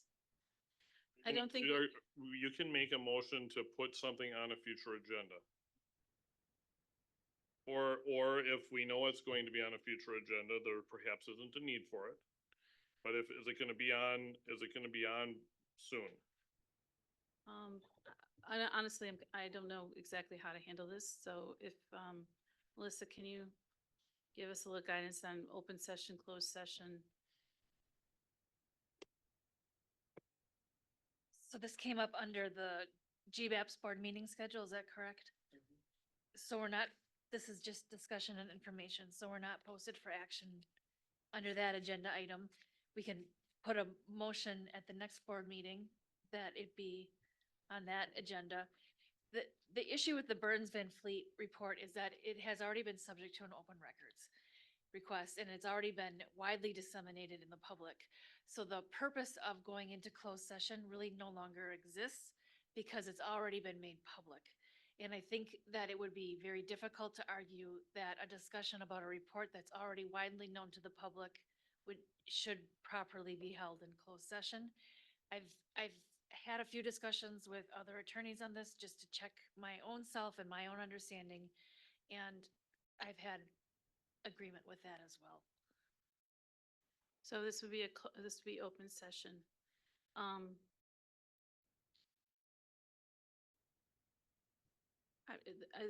I don't know that this is the work of the board. I'm wondering about if this is our superintendent or our interim superintendent gets to invite this person to make a report about this and meet in open session. I'm more concerned about the topics being reached than the presenter, though I'm not opposed to having the person come and present them, but I'm trying to my thought of having an opportunity for both is an effort that I don't always make I am actually looking out for people who are maybe sort of named in the report. And for example, I would think there would be times that isn't there a difference if, if we're debating, do we agree or disagree if something in that report is true? Are we not then going into potentially one way or another adverse discussion about somebody? If it is all but named the person? So the exemption is under personnel, and I can't think of it off the top of my head, but it has to do with some sort of allegation or action or that the board is being asked to do something. I don't know what's on the table right now with respect to that. So I don't, again, if it's simply to discuss the report has been made public. And so so it can be discussed in public. So how do we do that without identifying people who work for our district? People are already identified. Yeah, but having that conversation is. Well, I guess I would, again, and this is not my place, it's the board's, what is the purpose of the discussion? And what, right, so if we identify, and I'm not asking for that tonight, but if we can identify what the purpose of the discussion is and what the outcome is that you're looking for, then I think we can more accurately address what, where it should be, whether closed or open session. Okay. Do you want to, go ahead. So in doing that, like, how many steps would that be? And would it be, you'd have to start making motions and then, do you know what I'm saying? I don't know what that looks like. Do you get it to be an agenda item? Do you get it to be an agenda item? An agenda item, I think, yes, but then what you were saying, I didn't understand. Maybe just say it again. So I think there has to be a better understanding, at least on my part, or if you don't want to talk to me, the counsel that you use, as to what the purpose of the discussion is and what the outcome is that you're looking for as part of that discussion. Because that's going to determine whether this is proper for a closed session, which is going to be hard to do, given that this report has already been made public, if it's simply to discuss the report. Well, I would think that we would discuss the major concerns that the report has shown us. And also, I would like to know, like, I know the report kind of was like, oh, we can't take this report because there's no quantitative analysis and data. As I understand it, the report writer was given direction on how to do the preparation. And so I think that has to be looked at as well. Go ahead, Brian.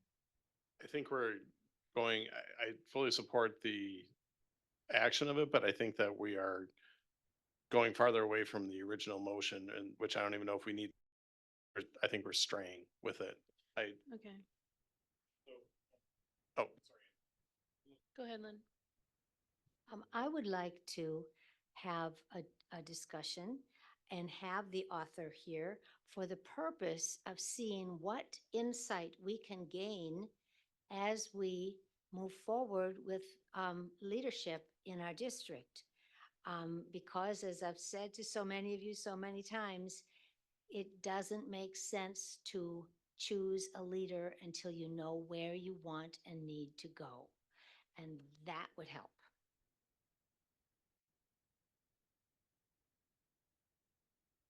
Go ahead, Andrew. My concern frankly is in making sure that with limited time on the clock for one board member very concerned about this report and some possibility of limited time left on the clock for another, that this doesn't, while there are other important critical things going on, I don't want to see this slip away until April, which under some circumstances would not be considered to be too big of a delay. It's about a commitment to talking about this in March. And so, without if that's going to be in the March meeting cycle, then I think behind the scenes, some of the discussions can happen about, are parts of it closed, are parts of it not closed? We have the presenter, but I guess I think that the chair can say that it's going to be in the March meeting cycle, and then we wouldn't have to make a motion, and we wouldn't have to do a formal written request or something. If it's going to be on, I think in March, specifically March, I think that's what is important. What are the dates of the meetings in March? 11 and 19? 18. It's 2 weeks in a row, right? Yeah, because of spring break. No, but Andrew has a point about that. Go ahead. The presenter or the person who made the report is actually going to be in Australia until the 18th of March. But I'm sure we could do what James did. Okay. I'm literally not sure how to do this at this point. Just say you're going to put it in the March meeting cycle. Marcy and I'll make it, write a piece of paper forcing it to be on the March meeting site. I don't have a problem, but but then he'll be remote. And We don't have the power to force him to go in March, yes, but that's. I mean, I haven't talked to this man and I don't know what his schedule is. I don't know what's going on with him. Go ahead, Lynn. I hear what you're saying about wanting to get it done in March because of change in the board, possibly in April. However, I think that it is important to have him here, and it doesn't matter ultimately who's on the board. We are going to have to move forward with new plans and new leadership. And so I would be happy to have it in April. I'm sorry, but I think that would be the best solution. Okay, well, we can't vote on this tonight. Can you talk to Melissa about the intricacies of closed versus open? And have that discussion, make sure we get that worked out. And then, I don't know, we can't vote on even whether or not we should have it in April or March. Really tight.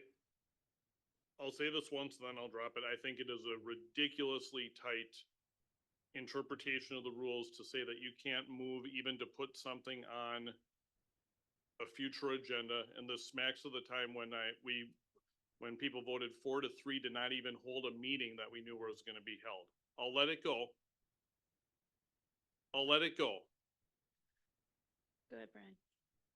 Andrew, I understand, and this is kind of where we look at maybe after the campaign,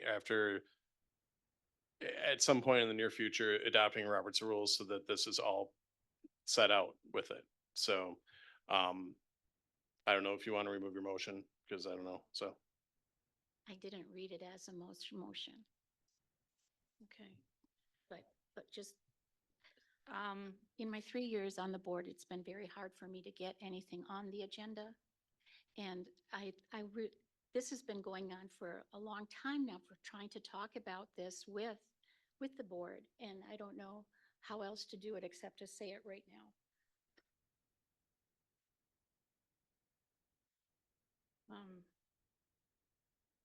Should we do it in April? Are we good with that? We don't even know if he's not available in March. I do. Well, I mean, he can come on.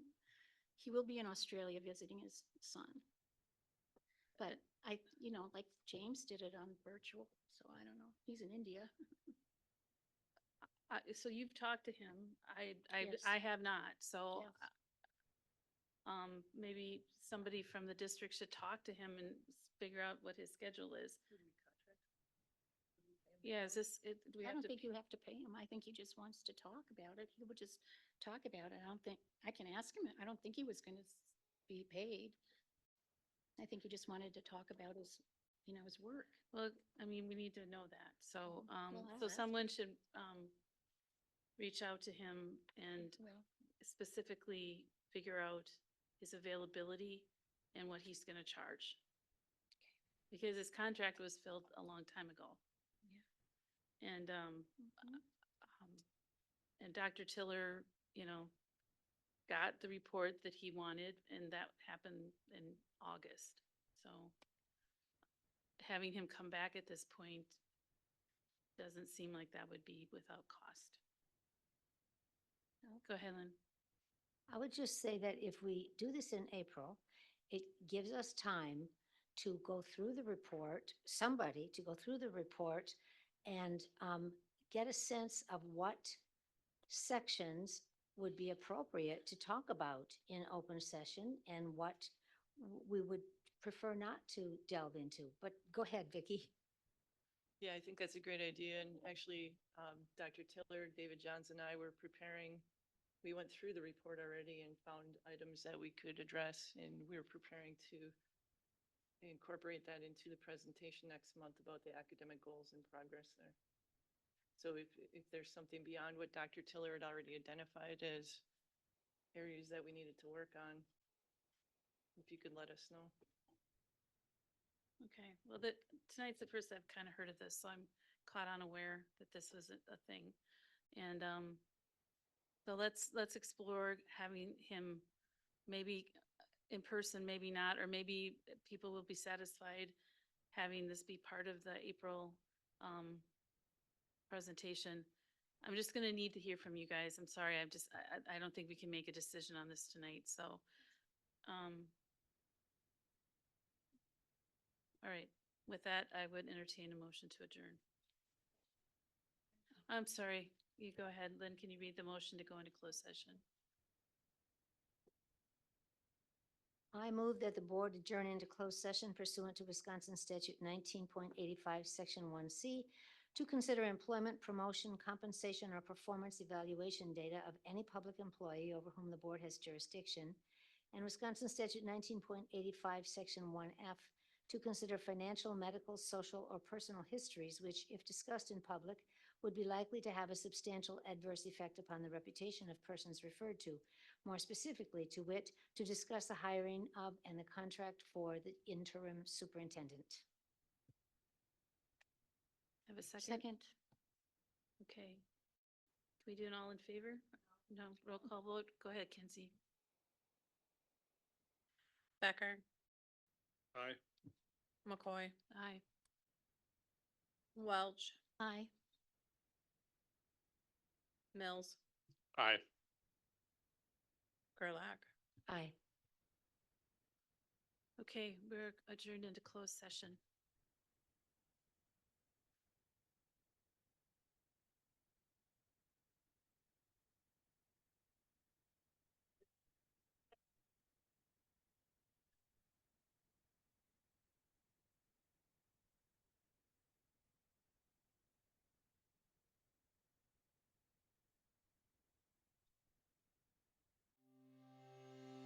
You have been watching the Green Bay Area Public School District's Board of Education meeting. Please visit the school district's website, www.gbaps.org, for more information on the district and future meeting dates. If you cannot fully access the information on this video, please let us know the accessibility issue you are having by calling 920-448-2025 or by email at communications@gbaps.org. We will try to provide the information to you in an alternative format and/or make the necessary improvements to make the information accessible.